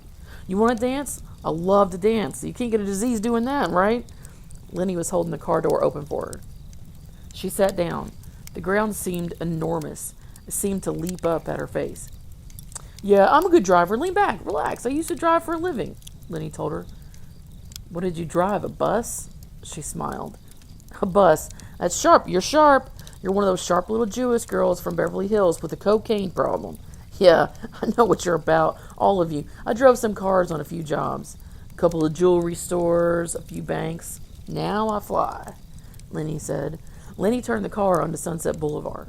In the gardens of the houses behind the gates, everything was in bloom. Patches of colors slid past so fast she thought they might be hallucinations. Azaleas and hibiscus. The green seemed sullen and half asleep. Or perhaps it was opiated, dazed, exhausted from pleasure. You fly? She repeated. Planes. You like planes? I'll take you up. I got a plane. Company plane, Lenny told her. It's in Arizona. You're a pilot? She put out her cigarette and immediately lit another one. I fly planes for money. Want to fly? I'm going next week. Every second Tuesday. You want to come? Lenny looked at her. Maybe, she said. They had turned on a street north of Sunset. They were winding up a hill. The street was narrow. The bougainvillea was a kind of net near her face. The air smelled of petals and heat. Yeah, you'll come with me. I'll show you what I do. I fly over a stretch of desert, looks like the moon. There's a small manufacturing business down there, camouflaged. You'll never see it. I drop some boxes off. I pick some boxes up. 3 hours work, 15 grand, Lenny said. Know what I'm talking about? No. Yeah, you don't want to know anything about this. Distribution, Lenny said. That's federal. You do that twice a month, she asked. They were above Sunset Boulevard. The bougainvillea was a magenta web. There were sounds of birds and insects. They were winding through pine trees. That's $30,000 a month. That's nothing. The real money's the Bogota Run, Lenny said. Mountains leap up out of the ground out of nowhere. The Bogota Run drove me crazy. Took me a month to come down. Then the Colombians got mad. You know what I'm talking about? No. That's good. You don't want to know anything about the Colombians, Lenny said again. She was thinking about the Colombians and Bogota and the town where Lenny said he had a house, Medellin. She was thinking they would have called her Gitana, with her long black hair and bare feet. She could have fanned herself with handfuls of $100 bills like a green river. She could have borne sons for men crossing borders, searching for a definitive run, the one you don't return from. She would dance in bars in the permanently hot nights. They would say she was intoxicated with grief and dead husbands. Sadness made her dance. When she thought about this, she laughed. The driveway seemed sudden and steep. They were approaching a walled villa. Lenny pushed numbers on a console and the gate opened. He parked the red Ferrari. He opened the car door for her. She followed him up a flight of stone steps. The house looked like a Spanish fortress. A large Christmas wreath with pine cones and a red ribbon hung on the door. The door was unlocked. The floor was tile. They were walking on an oriental silk carpet past a piano, a fireplace, a bar. There were ceiling-high glass cabinets in which Chinese artifacts were displayed, vases and bowls and carvings. They were walking through a library, then a room with a huge television, stereo equipment, a billiard table. She followed him out a side door. The pool was built on the edge of a hill. The city below seemed like a sketch for a village, something not quite formed beneath the greenery. Pink and yellow roses had been planted around two sides of the pool. There were beds of azaleas with ferns between them, yellow lilies, white daisies, and birds of paradise. Time to swim, Lenny said. She was standing near the pool, motionless. We don't have suits, she said. Don't tell nobody, okay? Lenny was pulling his shirt over his head. He stared at her, a cigarette in his mouth. It's private. It's walls. Just a cliff out here. And Bernie and Phyllis aren't coming back. Come on, take off your clothes. What are you, scared? You're like a child. Come here. I'll help you. Daddy'll help you. Just stand near me. Here, see? Over your head. Over baby's head. Did that hurt? What's that? One of those goddamn French jobs with the hooks in front? You do it. What are you looking at? I put on a few pounds, okay? I'm a little out of shape. I need some weights. I gotta buy some weights. What are you, skinny? You're so skinny. You one of those vomiters? I'm not gonna bite. Come here. Reach down, Take off my necklace, unlock the chain. Yeah, good. Now we can swim. The water felt strange and icy. It was nothing like she expected. There were shadows on the far side of the pool. The shadows were hideous. There was nothing ambiguous about them. The water beneath the shadows looked remote and troubled and green. It looked contaminated. The more she swam, the more the infected blue particles clustered on her skin. There would be no way to remove them. I have to leave, she said. The sun was going down. It was an unusual sunset for Los Angeles, red and protracted. Clouds formed islands in the red sky. The sprinklers came on. The air smelled damp and green like a forest. There were pine trees beyond the rose garden. She thought of the smell of camp at nightfall when she was a child. What are you, crazy? You kidding me? I want to take you out, Lenny said. He wrapped a towel around his waist. Then he wrapped a towel around her shoulders. Don't just stand there. Dry off. Come on, you'll get sick. Dry yourself. He lit a cigarette for her. You want to get dressed up, right? I know you skinny broads from Beverly Hills. You want to get dressed up. Look, let me show you something. You'll like it. I know. Come on. He put out his hand for her. She took it. They were walking up a marble stairway to the bedroom. The bedroom windows opened onto a tile balcony. There were sunken tubs in the bathroom. Everything was black marble. The faucets were gold. There were gold chandeliers hanging above them. Every wall had mirrors bordered by bulbs in gold. Lenny was standing in front of a closet. Pick something out. Go on, walk in. Pink? You like pink? No? You like it darker? Yeah, keep walking. Closet big as a tennis court. They got no taste, right? Looks like Vegas, right? You like red? No, black. That's you. Here, black silk. Lenny came out of the closet. He was holding an evening gown. This your size? All you skinny broads wear the same size. Lenny handed the dress to her. He stretched out on the bed. Yeah, let go of the towel. That's right, only slower. He was watching her. He lit a cigarette. His towel had come apart. He was holding something near his lap. It was a jewelry box. After you put that crap on your face, the paint, the lipstick, we'll pick out a little something nice for you. Phyllis won't need it. She's not coming back. Yeah. Lenny laughed. Barney and Phyllis are entertaining the Colombians by now. Give those boys from the jungle something to chew on. Don't look like that. You like diamonds? I know you like diamonds. Lenny was stretched out on the bed. The bed belonged to Barney and Phyllis, but they weren't coming back. Lenny was holding a diamond necklace out to her. She wanted it more than she could remember wanting anything. I'll put it on you. Come here, sit down. I won't touch you, not unless you ask me. I can see you're all dressed up. Just sit near me. I'll do the class for you, Lenny offered. She sat down. She could feel the stones around her throat, cool, individual, like the essence of something that lives in the night, or something more ancient, part of the fabric of the night itself. Now you kiss me. Come on, you want to? I could tell. Kiss me. Know what this costs? Lenny touched the necklace at her throat with his fingertips. He studied the stones. He left his fingers on her throat. 60, 70 grand, maybe. You can kiss me now. She turned her face toward him.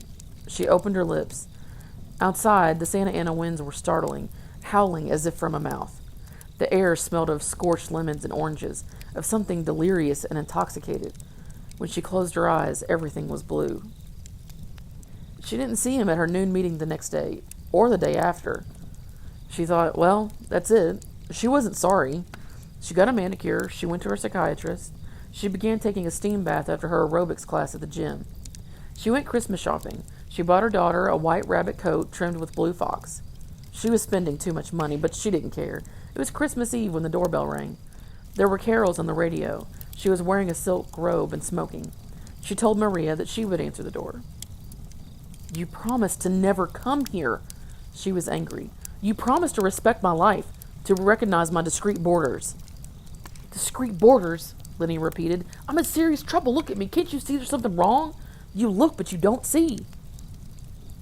There was nothing unusual about him. He was wearing blue jeans and a black leather jacket. He was carrying an overnight bag. She could see the motorcycle near the curb. Maybe the Colombians had the red Ferrari. Maybe they were chewing on that now. She didn't ask him in. This is it, Lenny was saying. He brushed past her and walked into the living room.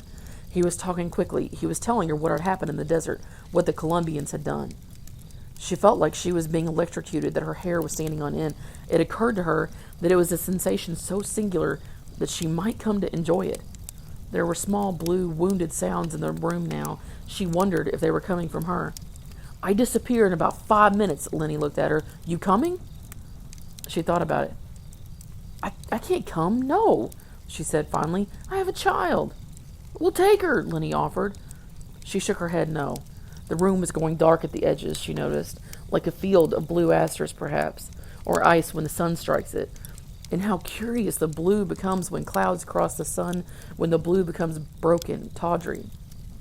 I have plans for you. I was going to introduce you to some people. I should have met you 15 years ago. I could have retired. Get me some ice, Lenny said. Let's have a drink. We're in AA. Are you crazy? She was annoyed. I need a drink. I need a fix. I need an automatic weapon. I need a plane, he said, looking past her to the den. Maria was watching television and wrapping Christmas presents. You need a drink too, Lenny said. Don't even think about it, the phone. You're an accessory after the fact. You can go to jail. What about your kid then? They were standing in her living room. There was a noble pine tree near the fireplace. There were wrapped boxes beneath the branches. Maria asked in Spanish if she needed anything. She said, not at the moment.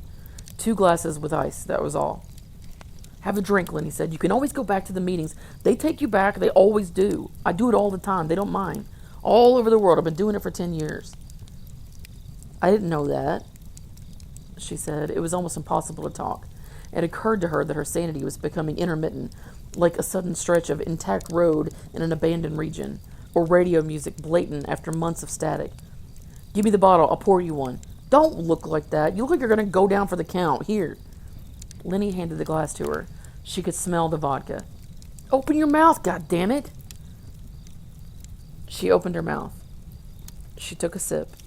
Then she lit a cigarette. Wash the glass when I leave, Lenny said. They can't prove shit. You don't know me. You were never anywhere. Nothing happened. You listening?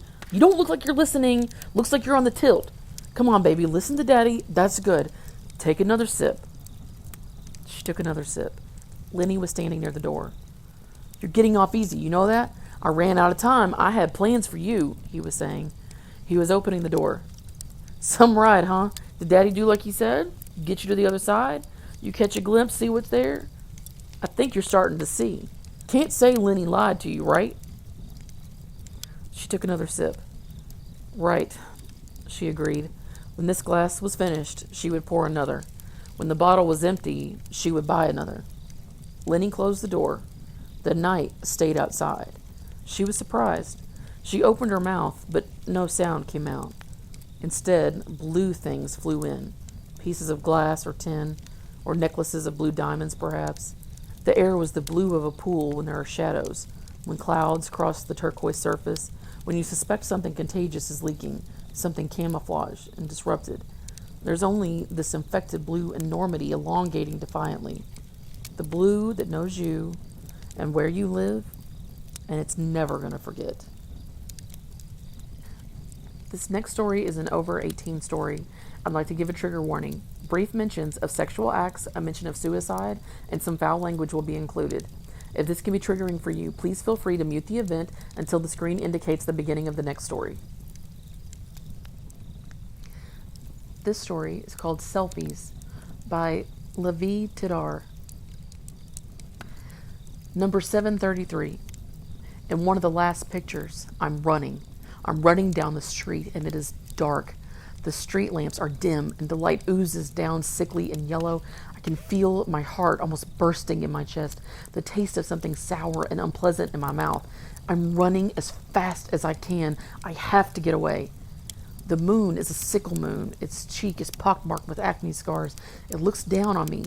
It hangs overhead like a malformed knife. They're running behind me and they're gaining. They're not even running hard. They spread out around me. They match their pace to mine easily, without effort. They whisper my name. Ellie. Ellie. Just ahead is the rusty iron gate to the old playground. I used to play on the swings when I was a little girl. They crowd me here. I don't know if kids still use the swings. I stumble through the gate and into the playground. I just have to keep running, but I take a picture then. I can't help it. I take a picture, and it's just me and the gate and that sickle moon and no one at all behind me. I heard this story about a girl who went mad a few months ago. What girl? Her name was Ellie, and she was in my year at school. I didn't see much of her after that until they found her dead at the bottom of the old playground down my street one night, a few months ago. Oh, I'm really sorry. It's alright. I really didn't know her that well. What was funny was, when I saw her, it was only for a moment before they zipped up the bag and took her away. It was her face. See? It was the scariest thing I ever saw. Her face. Here, look. Just before they zipped her up, I took a photo. Look. That's disgusting. I didn't put it on Facebook or anything. Are those eyes? What is she doing with her mouth? I think she's screaming. She was still holding her phone when they found her, even though she was broken up pretty bad. My cousin Dan works in the lab, and he said there were thousands of pictures on her phone. Thousands and thousands. He said the police could construct her last few months almost moment by moment following the pictures. They were mostly selfies, but some of them were pretty weird. Dan said maybe someone photoshopped them. After a while, they didn't even make sense. That's pretty vain, though. I mean, I guess. You know what the really weird thing was, though? What? A couple of days later, I was in the supermarket, and I thought I saw her. She was standing in the aisle by the cereal shelves, and she was talking on her phone. She was holding a box of crunchy nuts. I had this really queasy feeling when I saw her. I mean, it couldn't be her, right? Then it was like she knew I was standing there. And she turned and she gave me this smile. She had these uneven white teeth and had her hair in this sort of fringe. She used to be really pretty, but when she turned, she looked directly at me, and it was her eyes. They were like eggshells without pupils or an iris. They were just entirely white and empty and flat. And she smiled. You're making that up. I had a can of Coke in my hand and it fell and burst open. There was a mess. When I looked up again, she disappeared. Did you pay for the Coke? Yeah, I paid for the Coke. They buried her a few days later. I didn't go to the funeral. I mean, like I said, I never really knew her all that well. Anyway. Number 1. This is right after I buy the phone. The shop behind me has a sign that says previously owned. I don't know if that's just its name or a description, but it's accurate all the same. I'd gone to the mall just browsing. At the back of the lower level, all the way back, the shop's turned dusty and dark. There's a baby clothes store that hasn't seen a baby in years, and a shop for vegan supplies, and a video store that's permanently shut. I'd not noticed this particular shop before. I go in, and it's filled with strange objects and all sorts of knickknacks, weird clockwork devices, creepy voodoo dolls, and paintings of grotesque creatures like something on the cover of a paperback. At first, I don't see anyone in the shop, but then I hear a cough, and this weird old guy with a long horse-like face and pale, watery eyes appears behind the counter, almost like he'd just been somehow cut out of the shadows and given form, pushed into the light. He coughs again and says, "Can I help you, miss?" I say, "I'm just browsing," and I see his face frown in displeasure, and it makes me feel uncomfortable. "You're very pretty," he says suddenly, and I think I blush, and I just shrug it off a little awkwardly. No, really," he says. "Thank you," I say. "Here," he says. He brings something out from behind the counter, and it's so startling in the shop among all the old, dusty objects. It's a brand new phone. "Do you have one?" he says. "A phone? A phone like this one?" No, I just have this old thing," I say. "Then take this one," he says, "from me." "You mean for free?" "No," he says, and looks at me like I'm dim. "Of course not. I don't run a charity here." "Oh, I mean, very cheap," he says, and he pushes the phone aggressively at me. Take it. He scares me, so I take it, but as soon as I hold the phone, I feel better. It feels so smooth and warm, and it fits snugly into my palm. I swipe across the screen, and the icons blink back at me. I barely hear that awful man when he says the price, and like in a dream, I take out some money and give it to him. He said I was pretty, but I guess I never thought of myself as pretty. I mean, I didn't give it much thought one way or another. I step out of the shop, and suddenly there's a light around me, and air. My finger itches. I hold up the phone in front of me and press the camera button, and it's like something in me wakes up for the first time, and something inside me dies. I can't describe it. I don't need to. I press the button, and there's the image instead. Number 736. In the last picture, I'm dead. Number 112. Funny thing is, I go back to the spot where the shop was a few days later. There's no sign of it. Here's me, standing with the Cinnabon behind me, and the guy behind the counter said it's been there for the past year. In the picture, I'm biting my lip and looking worried. I had to keep clicking. I had to keep taking pictures, but the pictures were beginning to lie. Number 447. That was amazing, Ellie, Noah says. He looks hopped up or something. He gives me this beaming smile. I say, what are you talking about? I snap a picture. Me standing there, looking vaguely irritated in his kitchen. He has petunias on the windowsill. I don't like the way the light catches them. They look ill, and the sunlight is all blotchy. Last night? You were amazing, Noah says. I never even... where did you learn to do that? He whispers. He comes close and puts his arms around me, and I can smell him.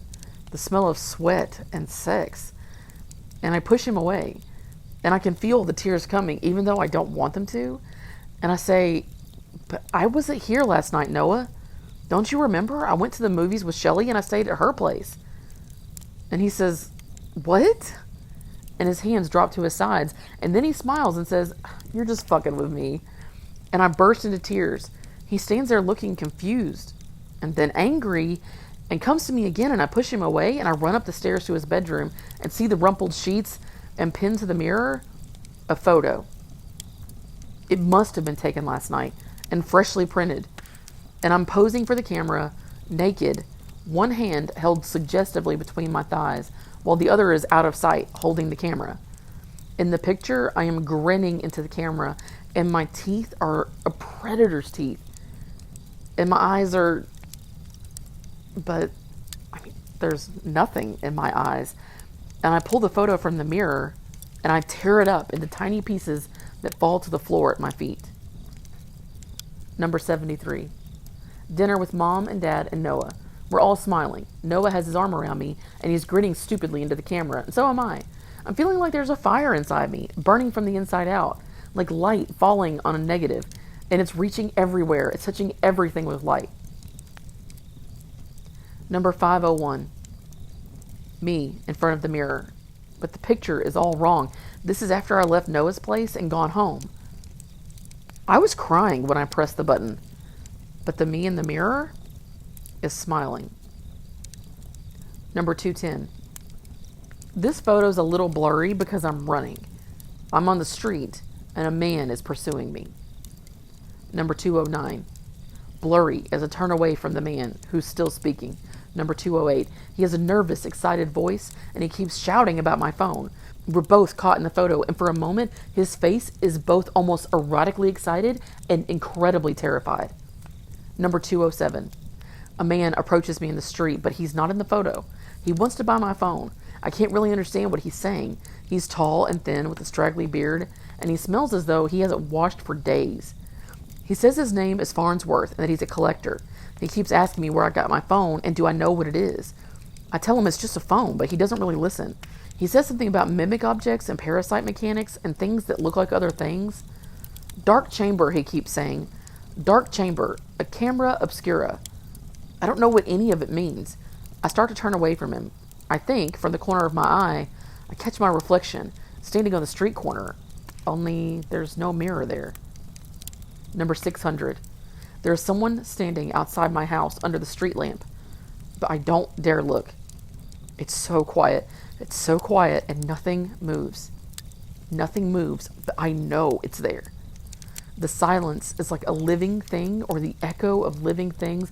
It's like a dark chamber in my room, and the only illumination comes from outside. The light presses against the curtains. Something is standing outside under the lamp. I pull back the corner of the curtain, and I don't look out, but I take a picture. In the picture, something with my face is standing outside, and it's looking back at me, and it's smiling. Number 342. Someone had slipped an envelope under my door in the night, and when I opened it, I find a piece of paper inside torn from a book. I'm holding it up next to my face. My eyes are puffy. You can just about make out the letters. It says, "The Mad Jesuit, Father Alphonse, in the 16th century manuscript, Umbra Autumn Extempore, first wrote of the curious properties of a certain kind of light, or rather shadow, or shadows. It is unclear in view of sometimes contradictory translations. He wrote the manuscript while incarcerated in a monastery in the bogs of Scotland, where he was held for blasphemy for some several years.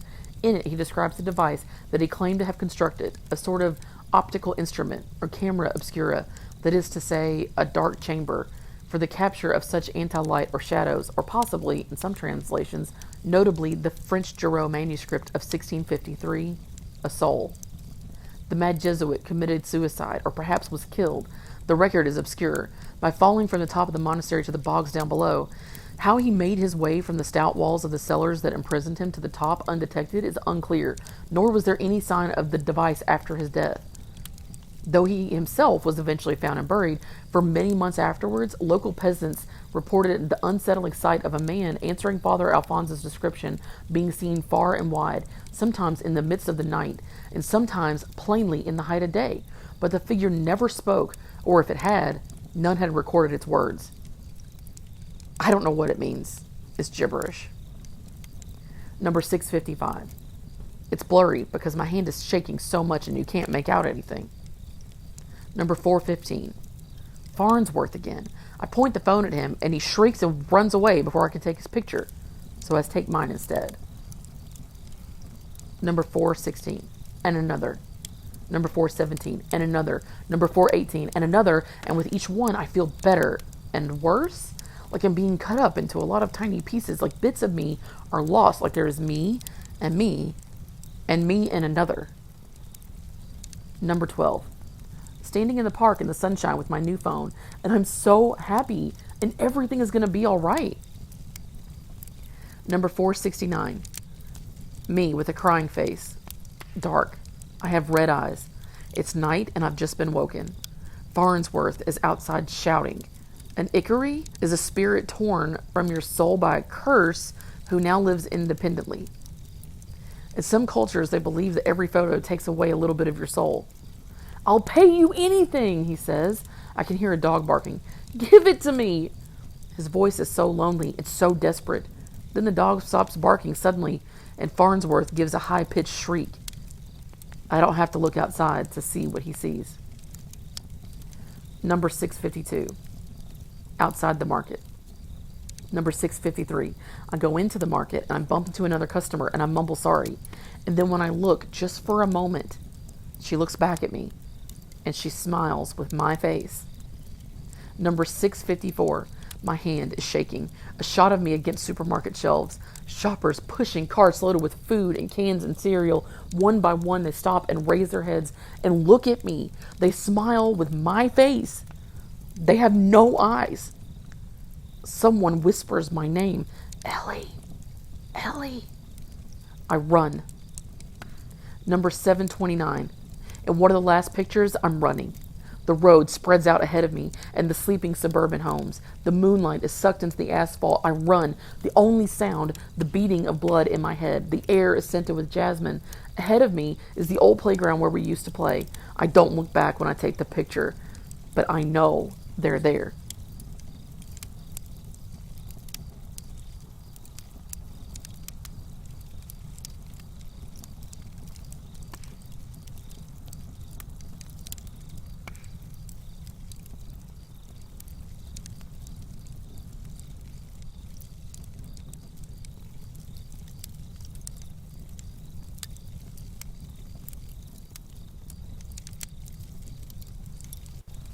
This is an over 18 story. I'd like to give a trigger warning. Suggestions of violence and some foul language will be included in this story.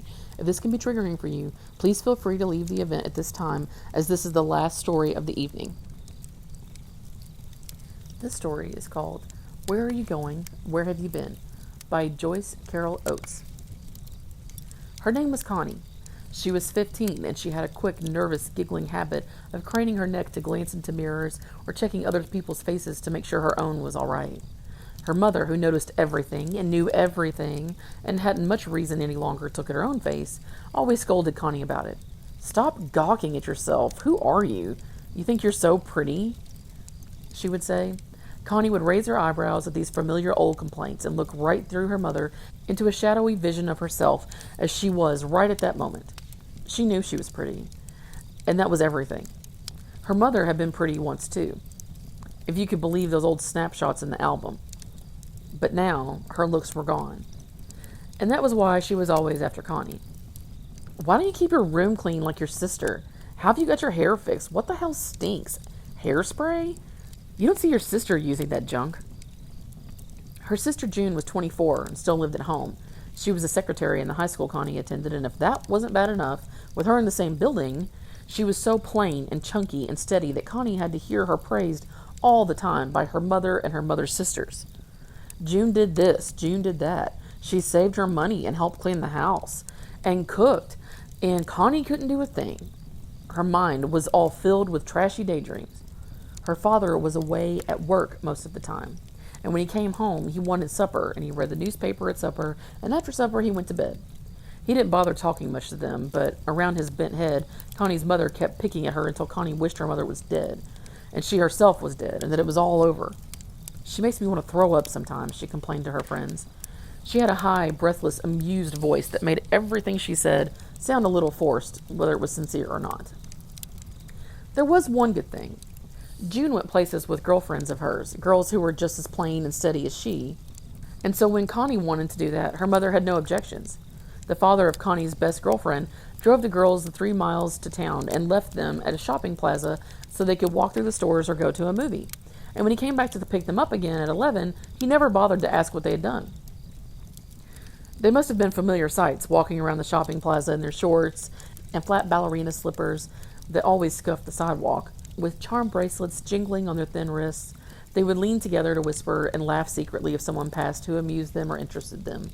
Connie had long, dark blonde hair that drew anyone's eye to it, and she wore part of it pulled up on her head and puffed out, and the rest of it she let fall down her back. She wore a pullover jersey blouse that looked one way when she was at home and another when she was away from home. Everything about her had 2 sides, one for home and one for anywhere that was not home. Her walk, which could be childlike and bobbing, or languid enough to make anyone think she was hearing music in her head. Her mouth, which was pale and smirking most of the time, but bright and pink on these evenings out. Her laugh, which is cynical and drawling at home, ha ha, very funny, but high-pitched and nervous anywhere else, like the jingling of the charms on her bracelet. Sometimes they did go shopping or to a movie, but sometimes they went across the highway, ducking fast across the busy road to a drive-in restaurant where older kids hung out. The restaurant was shaped like a big bottle, though squatter than a real bottle, and on its cap was a revolving figure with a grinning boy holding a hamburger aloft. One night in midsummer, they ran across, breathless with daring, and right away someone leaned on a car window and invited them over. But it was just a boy from high school they didn't like. It made them feel good to be able to ignore him. They went up through the maze of parked and cruising cars to the bright-lit, fly-infested restaurant, their faces pleased and expectant, as if they were entering a sacred building that loomed up out of the night to give them what haven and blessing they yearned for. They sat at the counter and crossed their legs at their ankles, their thin shoulders rigid with excitement, and listening to the music that made everything so good. The music was always in the background, like music at a church service. It was something to depend on. A boy named Eddie came in to talk with them. He sat backwards on a stool, turning himself jerkily around in semicircles, and then stopping and turning back again. And after a while, he asked Connie if she would like something to eat. She said she would, and so she tapped her friend's arm on her way out. Her friend pulled her face up into a brave, droll look, and Connie said she would meet her at 11 across the way. "I just hate to leave her like that," Connie said earnestly, but the boy said that she wouldn't be alone for long. So they went out to his car, and on the way, Connie couldn't help but let her eyes wander over the windshields and faces all around her, her face gleaming with joy that had nothing to do with Eddie or even this place. It might have been the music. She drew her shoulders up and sucked in her breath with the pure pleasure of being alive, and just at that moment, she happened to glance at a face just a few feet from hers. It was a boy with shaggy black hair and a convertible jalopy painted gold. He stared at her, and then his lips widened into a grin. Connie slid her eyes at him and turned away. But she couldn't help glancing back, and there he was, still watching her. He wagged a finger and laughed and said, "Gonna get you, baby." Connie turned away again without Eddie noticing anything. She spent 3 hours with him at the restaurant where they ate hamburgers and drank Cokes in wax cups that were always sweating, and then down an alley a mile or so away. And when he left her off at 5 to 11, only the movie house was still open at the plaza. Her girlfriend was there talking with a boy. When Connie came up, the two girls smiled at each other, and Connie said, "How was the movie?" And the girl said, "You should know." They rode off with the girl's father, sleepy and pleased, and Connie couldn't help but look back at the darkened shopping plaza with its big empty parking lot and its signs that were faded and ghostly now, and over at the drive-in restaurant where cars were still circling tirelessly. She couldn't hear the music at this distance. The next morning, June asked her how the movie was, and Connie said, so-so. She and that girl, and occasionally another girl, went out several times a week, and the rest of the time Connie spent around the house. It was summer vacation, getting in her mother's way and thinking, dreaming about the boys she met. But all the boys fell back and dissolved into a single face that was not even a face, but an idea, a feeling, mixed up with the urgent, insistent pounding of the music and the humid night air of July. Connie's mother kept dragging her back to the daylight by finding things for her to do, or saying suddenly, "What's this about the Pettinger girl?" And Connie would say nervously, "Oh, her, that dope." She always drew thick, clear lines between herself and such girls, and her mother was simple and kind enough to believe it. Her mother was so simple, Connie thought, that it was maybe cruel to fool her so much. Her mother went scuffling around the house in old bedroom slippers and complained over the telephone to one sister about the other, and then called the other one up, and the two of them complained about the third. If June's name was mentioned, her mother's tone was approving, and if Connie's name was mentioned, it was disapproving. This does not really mean that she disliked Connie, and actually Connie thought that her mother preferred her to June just because she was prettier, but the two of them kept up a pretense of exasperation, a sense that they were tugging and struggling over something of little value to either of them. Sometimes, over coffee, they were almost friends, but something would come up, some vexation that was like a fly buzzing around their heads, and their faces went hard with contempt. One Sunday, Connie got up at 11, none of them bothered with church, and washed her hair so that it could dry all day long in the sun. Her parents and sister were going to a barbecue at an aunt's house, and Connie said no, she wasn't interested, rolling her eyes to let her mother know just what she thought of it. "Stay home alone, then," her mother said sharply. Connie sat back in the lawn chair and watched them drive away. Her father, quiet and bald, hunched around so that he could back the car out. Her mother, with a look that was still angry and not at all softened through the windshield. And in the back seat, poor old June, all dressed up as if she didn't know what a barbecue was, with all the running, yelling kids and the flies. Connie sat with her eyes closed in the sun, dreaming and dazed, with the warmth about her as if this were a kind of love, the caresses of love, and her mind slipped over onto thoughts of the boy she had been with the night before, and how nice he had been, how sweet it always was. Not the way someone like June would suppose, but sweet, gentle, the way it was in movies and promised in songs, and when she opened her eyes, she hardly knew where she was. The backyard ran off into weeds and a fence-like line of trees, and behind it the sky was perfectly blue and still. The asbestos ranch house that was now 3 years old startled her. It looked small. She shook her head as if to get awake. It was too hot. She went inside the house and turned on the radio to drown out the quiet. She sat on the edge of her bed, barefoot, and listened for an hour and a half to a program called XYZ Sunday Jamboree. Record after record of hard, fast, shrieking songs she sang along with, interspersed by exclamations from Bobby King. "And look here, you girls at Napoleon's, Son and Charlie want you to pay real close attention to this song coming up." Connie paid close attention herself, bathed in a glow of slow pulsed joy that seemed to rise mysteriously out of the music itself and lay languid about the airless little room, breathed in and breathed out with each gentle rise and fall of her chest. After a while, she heard a car coming up the drive. She sat up at once, startled, because it couldn't be her father so soon. The gravel kept crunching all the way in from the road. The driveway was long, and Connie ran to the window. It was a car she didn't know. It was an open jalopy, painted a bright gold that caught the sunlight opaquely. Her heart began to pound, and her fingers snatched her hair, checking it, and she whispered, "Christ! Christ!" She wondered how bad she looked. The car came to a stop at the side door, and the horn sounded 4 short taps, as if this were a signal Connie knew. She went into the kitchen and approached the door slowly, then hung out the screen door, her bare toes curling down off the step. There were 2 boys in the car, and now she recognized the driver. He had shaggy, shabby black hair that looked crazy as a wig, and he was grinning at her. "I ain't late, am I?" he said. "Who the hell do you think you are?" Connie said. Told you I'd be out, didn't I? I don't even know who you are. She spoke sullenly, careful to show no interest or pleasure, and he spoke in a fast, bright monotone. Connie looked past him to the other boy, taking her time. He had fair brown hair, with a lock that fell onto his forehead. His sideburns gave him a fierce, embarrassed look, but so far he hadn't even bothered to glance at her. Both boys wore sunglasses. The driver's glasses were metallic and mirrored everything in miniature. You want to come for a ride? He said. Connie smirked and let her hair fall loose over one shoulder. Don't you like my car? New paint job, he said. Hey! What? You're cute. She pretended to fidget, chasing flies away from the door. Don't you believe me or what? He said. Look, I don't even know who you are, Connie said in disgust. Hey, Ellie's got a radio, see? Mine broke down.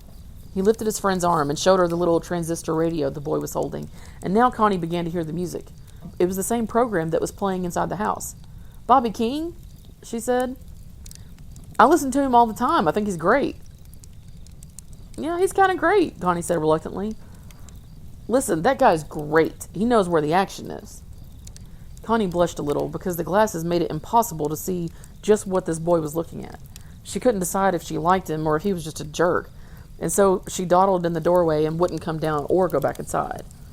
She said, What's all that stuff painted on your car? Can't you read it?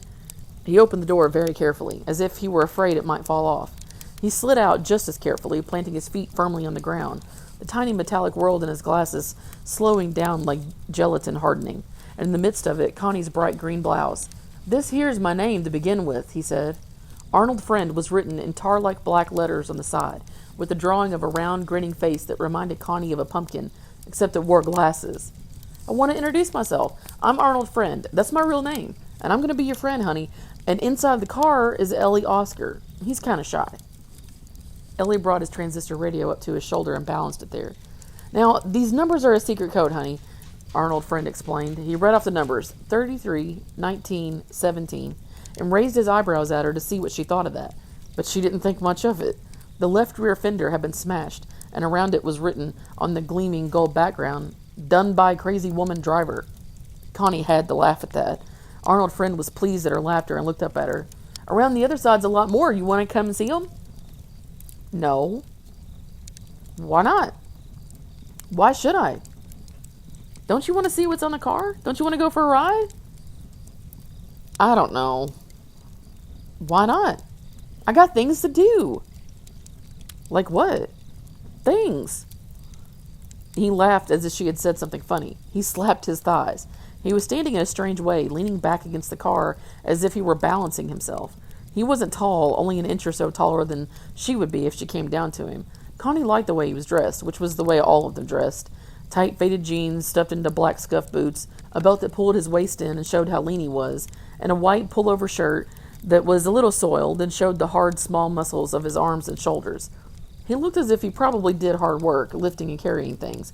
Even his neck looked muscular, and his face was a familiar face somehow, the jaw and chin and cheeks slightly darkened because he hadn't shaved for a day or two, and the nose long and hawk-like, sniffing as if she were a treat he was going to gobble up, and it was all a joke. Connie, you ain't telling the truth.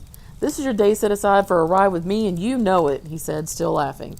The way he straightened and recovered from his fit of laughing showed that it had all been fake. How do you know what my name is? She said suspiciously. It's Connie. Maybe, maybe not. I know my Connie, he said, wagging his finger. Now she remembered him even better, back at the restaurant, and her cheeks warmed at the thought of how she had sucked in her breath just at the moment she passed him, how she must have looked to him. And he had remembered her. Ellie and I come out here especially for you, he said. Ellie can sit in back. How about it? Where? Where what? Where are we going? He looked at her. He took off the glasses, and she saw how pale the skin around his eyes were, like holes that were not in shadow, but instead in light. His eyes were like chips of broken glass that catch the light in an amiable way. He smiled. It was as if the idea of going for a ride somewhere, to some place, was a new idea to him. Just for a ride, Connie, sweetheart. I never said my name was Connie, she said. But I know what it is. I know your name and all about you, lots of things, Arnold Friend said. He had not moved yet, but stood still, leaning back against the side of his jalopy. I took a special interest in you, such a pretty girl, and found out all about you. Like, I know your parents and sister are gone somewheres, and I know where and how long they're going to be gone. And I know who you were with last night. And your best girlfriend's name is Betty, right? He spoke in a simple, lilting voice, exactly as if he were reciting the words to a song. His smile assured her that everything was fine. In the car, Ellie turned up the volume on his radio and did not bother to look around them. Ellie can sit in the back seat, Arnold's friend said. He indicated his friend with a casual jerk of his chin, as if Ellie did not count and she should not bother with him. How'd you find out all that stuff? Connie said. Listen, Betty Schultz and Tony Fitch and Jimmy Pettinger and Nancy Pettinger, he said in a chant. Raymond Stanley and Bob Hutter. Do you know all those kids? I know everybody. Look, you're kidding. You're not from around here. Sure. But how come we never saw you before? Sure you saw me before, he said. He looked down at his boots, as if he were a little offended. You just don't remember. I guess I'd remember you, Connie said. Yeah? He looked up at this, beaming. He was pleased. He began to mark time with the music from Ellie's radio, tapping his fists lightly together.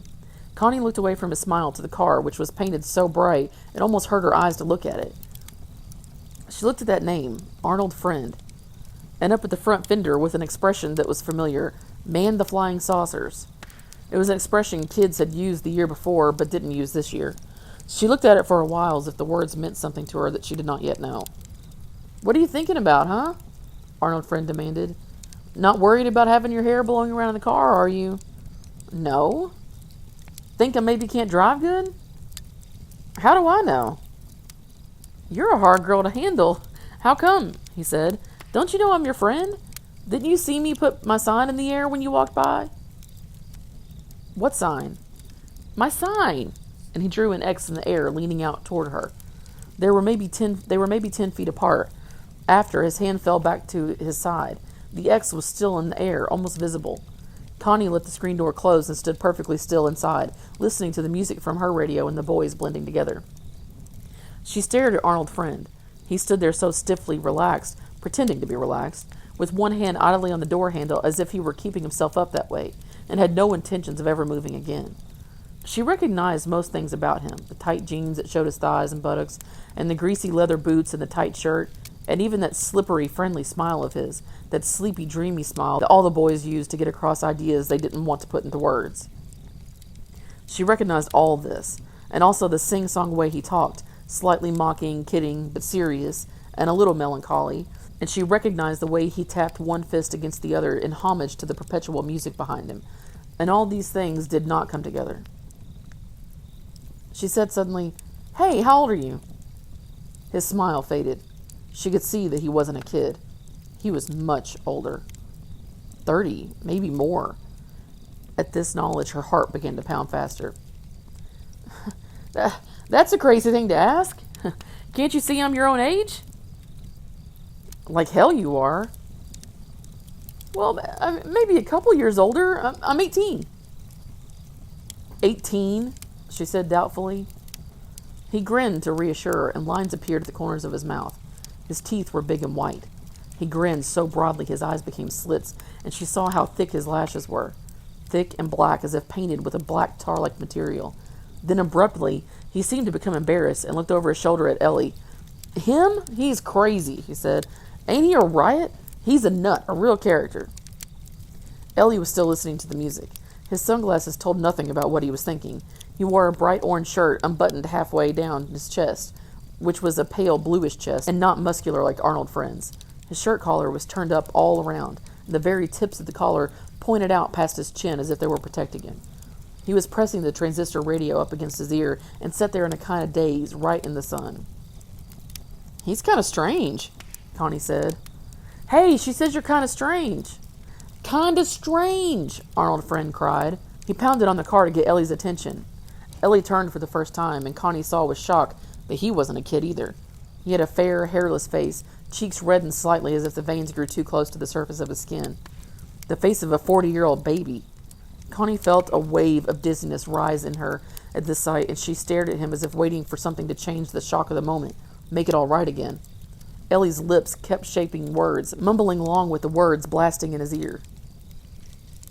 Maybe you two better go away, Connie said faintly. What? How come? Arnold's friend cried. We come here to take you for a ride. It's Sunday. He had the voice of a man on the radio now. It was the same voice, Connie thought. Don't you know it's Sunday all day? And honey, no matter who you were with last night, today you're with Arnold's friend, and don't you forget it. Maybe you better step out here, he said. And this last was in a different voice. It was a little flatter, as if the heat was finally getting to him. No, I got things to do. Hey, you two better leave. Listen, we ain't leaving until you come with us. Like hell I am. Connie, don't fool around with me. Don't fool around, he said, shaking his head. He laughed incredulously. He placed his sunglasses on top of his head, carefully, as if he were indeed wearing a wig, and brought the stems down behind his ears. Connie stared at him, and another wave of dizziness of fear rising in her, so that for a moment he wasn't even in focus, but was just a blur standing there against his gold car, and she had the idea that he had driven up the driveway all right, but had come from nowhere before that, and belonged nowhere, and that everything about him, and even about the music that was so familiar to her, was only half real. If my father comes and sees you, he ain't coming. He's at a barbecue. How do you know that? Aunt Tilly's. Right now they're drinking, sitting around, he said vaguely, squinting as if he were staring all the way to town and over to Aunt Tilly's backyard. Then the vision seemed to get clear and he nodded energetically. Yeah, sitting around. There's your sister in a blue dress, huh? And high heels? That poor sad bitch. Nothing like you, sweetheart. And your mother's helping some fat woman with the corn. They're cleaning the corn, husking the corn. What fat woman? Connie cried. How do I know what fat woman? I don't know every goddamn fat woman in the world. Arnold's friend laughed. Oh, that's Miss Hornsby. Who invited her? Connie said. She felt a little lightheaded. Her breath was coming quickly.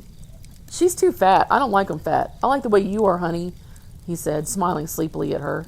They stared at each other for a while through the screen door. He said softly, Now, what you're going to do is this.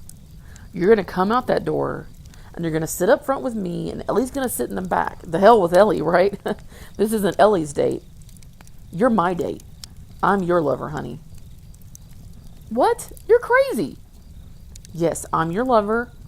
You don't know what that is, but you will, he said. I know that too. I know all about you, but look, it's real nice. And you couldn't ask for nobody better than me, or more polite. I always keep my word. I'll tell you how it is. I'm always nice at first, the first time. I'll hold you so tight, you won't think you have to try to get away, or pretend anything, because you'll know you can't. And you'll give in to me, and you'll love me. Shut up. You're crazy, Connie said. She backed away from the door. She put her hands up against her ears as if she'd heard something terrible, something not meant for her. People don't talk like that. You're crazy, she muttered. Her heart was almost too big now for her chest, and its pumping made sweat break out all over her. She looked out to see Arnold's friend pause and then take a step toward the porch, lurching. He almost fell, but like a clever, drunken man, he managed to catch his balance. He wobbled in his high boots and grabbed hold of one of the porch posts. Honey, he said, you still listening? Get the hell out of here. Be nice, honey. Listen. I'm going to call the police. He wobbled again, and out of the side of his mouth came a fast spat curse, an aside not meant for her to hear, but even this Christ sounded forced. Then he began to smile again. She watched the smile come, awkward as if he were smiling from inside a mask. His whole face was a mask, she thought wildly, tanned down to his throat, but then running out as if he had plastered makeup on everything but had forgotten about his throat. Honey, listen, here's how it is. I always tell the truth, and I promise you this. I ain't coming in that house after you. You better not. I'm going to call the police if you don't... Honey, he said, talking right through her voice. Honey, I'm not coming in there, but you are coming out here. You know why? She was panting. The kitchen looked like a place she'd never seen before. Some room she had run inside, but that wasn't good enough. Wasn't going to help her. The kitchen window had never had a curtain after 3 years, and there were dishes in the sink for her to do, probably, and if you ran your hand across the table, you'd probably feel something sticky there. You listening, honey? Hey, you going to call the police? Because as soon as you touch that phone, I don't need to keep my promise. And I can come inside. You won't want that. She rushed forward and tried to lock the door. Her fingers were shaking. But why lock it? Arnold's friend said gently, talking right into her face. It's just a screen door. It's nothing. One of his boots was at a strange angle, as if his foot wasn't in it. It pointed out to the left, bent at the ankle. I mean, anybody can break through a screen door and glass and wood and iron or anything else if he needs to. Anybody at all. And especially Arnold's friend. If the place got lit up with a fire, honey, you'd come running out right into my arms and safe at home. Like you knew I was your lover and stopped fooling around. I don't mind a nice shy girl, but I don't like no fooling around. Part of those words were spoken with a slight rhythmic lilt, and Connie somehow recognized them. The echo of a song from last year about a girl rushing to her boyfriend's arms and coming home again. Connie stood barefoot on the linoleum floor staring at him. What do you want? She whispered. I want you, he said. What? Seen you that night and thought, that's the one, yes sir. Never needed to look anymore. But my father's coming back. He's coming to get me. I had to wash my hair first. She spoke in a dry, rapid voice, hardly raising it for him to hear. No, your daddy's not coming, and yes, you had to wash your hair, but you washed it for me. It's nice and shining and all for me. I thank you, sweetheart, he said with a mock bow. But again, he almost lost his balance. He had to bend and adjust his boots. Evidently, his feet did not go all the way down. The boots must have been stuffed with something so that he would seem taller. Connie stared at him, and behind him at Ellie in the car, who seemed to be looking off toward Connie's right into nothing. This, Ellie said, pulling the words out of the air one after another as if he were just discovering them. You want me to pull out the phone? Shut your mouth and keep it shut, Arnold's friend said, his face red from bending over and maybe from embarrassment because Connie had seen his boots. This ain't none of your business. What are you doing? What do you want? Connie said. If I call the police, they'll get you. They'll arrest you. The promise was to not come in unless you touch that phone, and I'll keep that promise, he said. He resumed his erect position and tried to force his shoulders back. He sounded like a hero in a movie declaring something important, but he spoke too loudly, and it was as if he were speaking to someone behind Connie. I ain't made plans for coming in that house where I don't belong, but just for you to come out to me the way you should. Don't you know who I am? You're crazy, she whispered. She backed away from the door, but did not want to go into another part of the house, as if this would give him permission to come through the door. What do you... You're crazy. You... What? What are you saying, honey? Her eyes darted everywhere in the kitchen. She could not remember what it was, this room. This is how it is, honey. You come out, we'll drive away, have a nice ride. But if you don't come out, we're going to wait till your people come home, and then they're all going to get it. You want that telephone pulled out? Ellie said. He held the radio away from his ear and grimaced, as if without the radio, the air was too much for him. I told you to shut up, Ellie, Arnold's friend said. You're deaf. Get a hearing aid, right? Fix yourself up. This little girl's no trouble and is going to be nice to me. So, Ellie, keep to yourself. This ain't your date, right? Don't hem in on me. Don't hog. Don't crush. Don't bird dog. Don't trail me, he said in a rapid, meaningless voice, as if he were running through all the expressions he'd learned, but was no longer sure which one of them was in style, then rushing on to new ones, making them up with his eyes closed. Don't crawl under my fence. Don't squeeze in my chipmunk hole. Don't stuff my glue. Suck my popsicle. Keep your own greasy fingers on yourself. He shaded his eyes and peered in at Connie, who was backed against the kitchen table. Don't mind him, honey. He's just a creep. He's a dope, right? I'm the boy for you. And like I said, you come out here nice like a lady, give me your hand, and nobody else gets hurt. I mean, your nice old bald-headed daddy and your mommy and your sister in her high heels. Because listen, why bring them into this? Leave me alone, Connie whispered. Hey, you know that old woman down the road? The one with the chickens and stuff, you know her? She's dead. Dead? What, you know her? Arnold's friend said. She's dead. Don't you like her? She's dead. She isn't here anymore.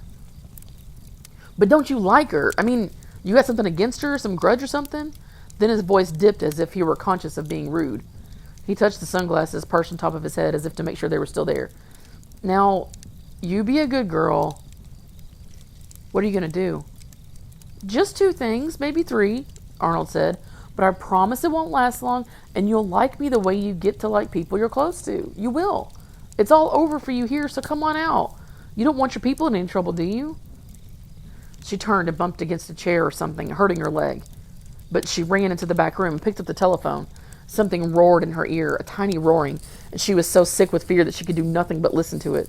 The telephone was clammy and very heavy, and her fingers groped down to the dial, but were too weak to touch it. She began to scream into the phone, into the roaring. She cried out. She cried out for her mother. She felt her breath start jerking back and forth in her lungs, as if it were something Arnold's friend was stabbing her with again and again, with no tenderness. A noisy, sorrowful wailing rose all about her, and she was locked inside it the way she was locked inside this house. After a while, she could hear again. She was sitting on the floor with her wet back against the wall. Arnold's friend was saying from the door, "That's a good girl. Put the phone back." She kicked the phone away from her. "No, honey. Pick it up. Put it back right." She picked it up and put it back. The dial tone stopped. "That's a good girl. Now you come outside." She was hollow with what had been fear, but was now just an emptiness. All that screaming had blasted it out of her. She sat, one leg cramped under her, and deep inside her brain was something like a pinpoint of light that kept going and would not let her relax. She thought, "I'm not going to see my mother again." She thought, "I'm not going to sleep in my bed again." Her bright green blouse was all wet.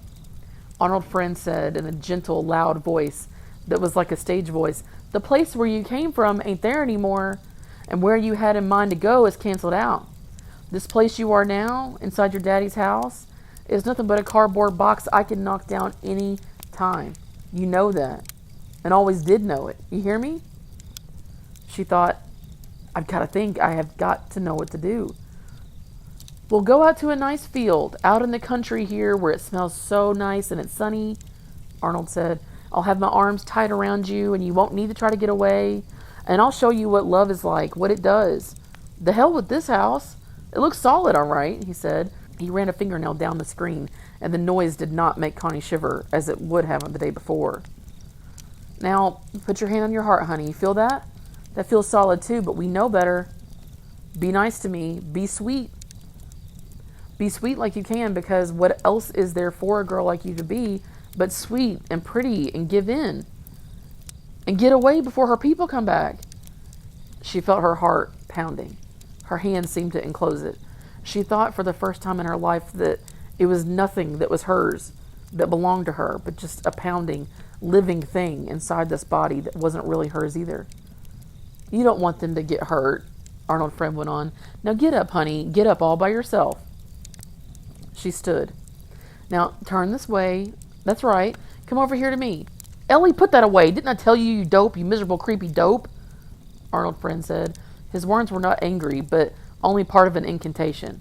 The incantation was kindly. "Now come out through the kitchen to me, honey, and let's see a smile.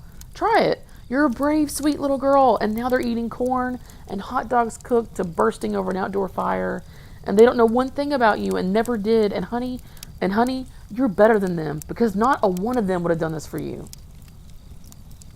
Connie felt the linoleum under her feet. It was cool. She brushed her hair back out of her eyes. Arnold's friend let go of the post tentatively and opened his arms for her, his elbows pointing in toward each other and his wrists limp, to show that this was an embarrassed embrace, and a little mocking. He didn't want to make her self-conscious. She put out her hand against the screen. She watched herself push the door slowly open, as if she were back somewhere safe, in the other doorway, watching this body and this head of long hair moving out into the sunlight where Arnold's friend waited. "My sweet little blue-eyed girl," he said, in a half-sung sigh that had nothing to do with her brown eyes, but was taken up just the same by the vast sunlit reaches of the land behind him, and on all sides of him, so much land that Connie had never seen before, and did not recognize, except to know that she was going to it. Okay, guys, that wraps up our very first campfire story night. I hope everyone enjoyed themselves. If you made it this far, you will be getting some cabin points for staying for the entirety of the event, and I really appreciate everyone listening. Also, if anyone has a story that they would like to submit, we are going to try to make this a monthly thing. So feel free to submit your stories anytime. You can send them to myself or Callie, and we'll make sure that they get included in our monthly Campfire Story Night. Just another thing, this video is going to be saved on YouTube, so I'll make sure to post a link to that for anyone that would like to re-listen to it or share it. Thanks so much, guys. I hope you all have a great night. Bye.